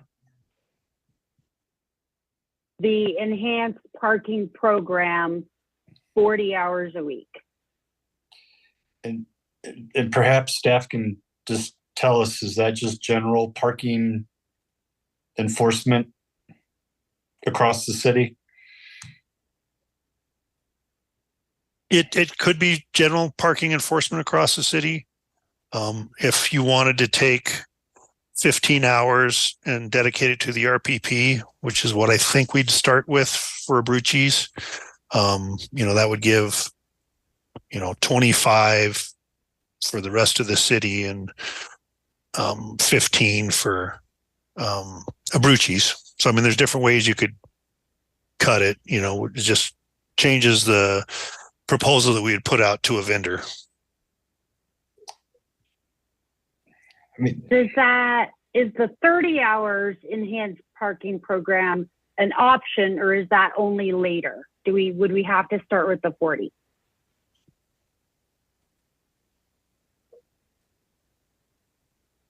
I think the vendors will respond to whatever we want to put out. I think you'll just end up with a higher cost per hour the more you go down. Okay. So with that being said, we have on the table the possibility of doing a 40-hour-a-week enforcement. Do we want to move forward with 40 hours, or are we thinking we might want to move forward with less hours? I see thumbs up for 40. I see nods, thumbs up. So, my thumbs up, but I'm still a little unclear. Yeah, I have a question. Yes. So the enhanced, I'm just trying to figure out how they fit together because they're independent, but not quite, right? Right. So the elements of the enhanced parking that need to happen for the RPP to work. Yes, I want that. I think to me, I'm not seeing in the parking survey data that there's necessarily a huge outcry for other types of parking enforcement. Although I say that, and maybe I'll get 37 calls tomorrow. And I definitely hear things about parking, but it's normally actually where it is legal, right? So I guess I just wonder where sort of the impetus for wanting to expand parking enforcement more broadly. It to me just feel like two related, but pretty separate conversations. So for me, I'm whatever we need to do to figure out the RPP, that makes sense, and the parts of the enhanced parking that need to happen for that. But I'm muddled on then the additional components there. Maybe a simpler way to discuss it among council members would be the total number of hours can be whatever you would like to see it be. And as Mike said, it's a matter of economics. The more hours that we seek, the less the cost would be. So that's why we propose this idea of a 40-hour baseline and then add the RPP pilot on top of that. That's where that pricing came from. But if you were to be more comfortable with less than that, we can go less than that. If you would like to see more, we could go more. we just gave you a specific proposal for the purpose of understanding the cost aspect of it. You know, if you were to say, we'd like to see 40 hours and include within that 40 hours, 15 hours dedicated to an RPP, we'll do that. So it's just that realize that pricing is going to look a little different whether we go up or down. And as far as where, weekly, if not daily, we get complaints about cars parking in the biking lanes. We recently asked them to change request Lakewood so that we could start getting more statistics on that for that specific problem, as well as, parking where they shouldn't, whether it's in front of a driveway or, restricting somebody's access to their driveway, are probably the two biggest parking complaints we get, currently anyway. I'm in favor of doing the 40 hours and then whatever number of hours we need from that 40 hours to devote to the RPP. That's where I'm leaning at this point. And if it turns out we need more hours, we can go more hours, but that's where I'd like us to start. I don't feel comfortable yet doing more than 40 plus the 15. Yeah. Okay, do we have enough yeses for 40 that includes the 15 for the RPP? 6. Councilor Sardi, were you a yes? Councilor Mayotte-Guerrero, were you a yes? Oh, the heads are moving. Okay, thank you. Okay, I think we had Ms. Hodgson, did you get everybody? I think I counted, Mayor Strom, I think I counted 8. Can we do it one more time? And just and hold for a minute. 1, 2, 3, 4, 5, 6, 7, 8, 9. We've got 9. Okay. Before we move further, Councilor Cruz and then Councilor Lieber, your question. Yeah, I just one point I would just like to, if it's possible in whatever kind of plan we move forward with, again, like include some of those data elements just so that we better understand kind of what we learned from this enhanced enforcement and parking permit study or pilot rather. And then the other piece that I just wanted to flag really briefly, and maybe this is just for another time, like from what I'm hearing, the timeline of this is not short, right? And so I'm just a little interested in what's going to happen for residents in that area between now and then, particularly if, enforcement in a specific amount of time helped, but maybe that progress has kind of doubled back.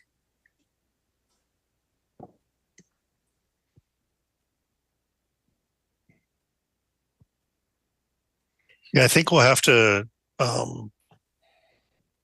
discuss a little bit more with the vendors a little bit about, once we put an RFP out, how quick they can scale up. But then a lot of it, I'll have to sit down with management and figure out the timeline for getting budget allocated for this, and where it comes from, or is it in the new budget process? And then obviously we can have more conversations with the police department about, can they do any more enhancement over there with our existing resources like we did late summer last year.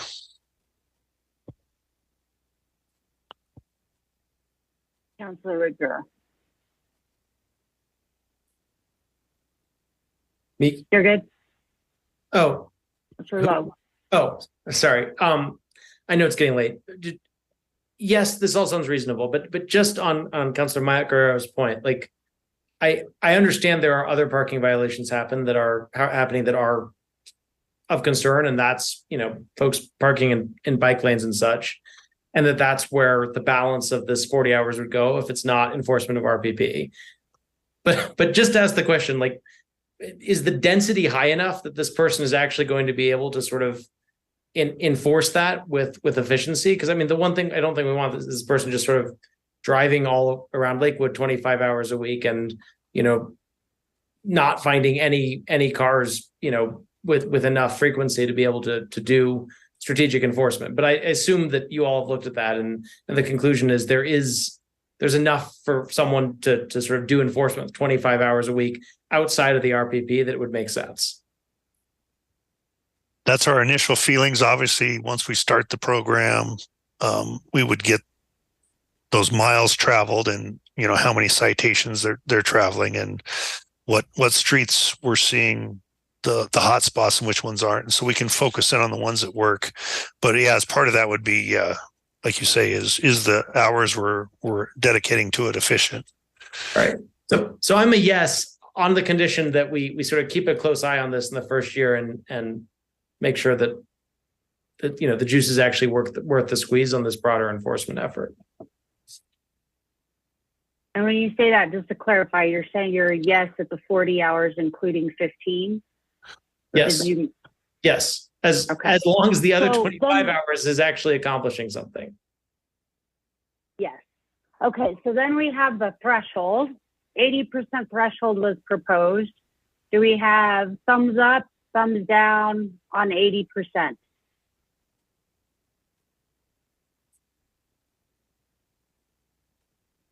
Councilor Ryan. Yep. Thank you.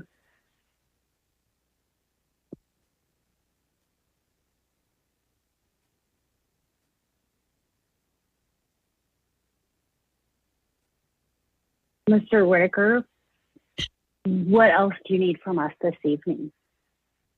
I think that's enough for us to get going. Thank you. Thank you. Thank you to everybody. I'm so sorry. You, Mr. Kirschbaum and Mr. Whitaker, for your time. And yes. So sorry to do this to us all, but I just want to flag that I will likely be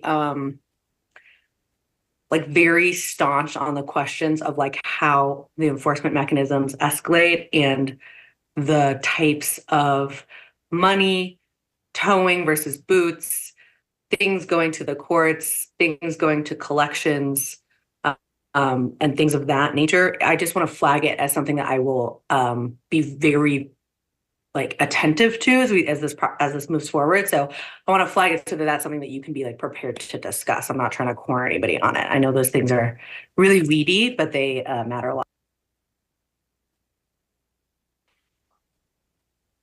Councilor Ryan? The last thing is, I would like just to move forward once we have some information about doing the broader enforcement. I understand the RPP may take longer to detail and figure out and put into place, but I don't know that we need to wait until all the RPP information is pulled together before we start looking at larger enforcement issues generally. That's just my 2 cents.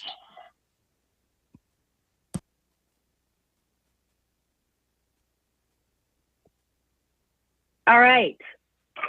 Mr. Kirschbaum, Mr. Whitaker, thank you so much for your presentations this evening and for your patience with all of our questions. Thank you so much for the work that you did to come together for all this tonight. We look forward to seeing you back on the dais in real life to make some bigger decisions about that. And I'm sure you may have some questions between now and then, but thank you very much. And with that, we'll go ahead and, I believe we did actually, I think we had on the agenda formally counselor reports. We did. Would anyone like to do a council report tonight? Thank you all. We will go ahead and adjourn this meeting, and I will see you guys next Monday. Talk to you soon. Thank you, everybody.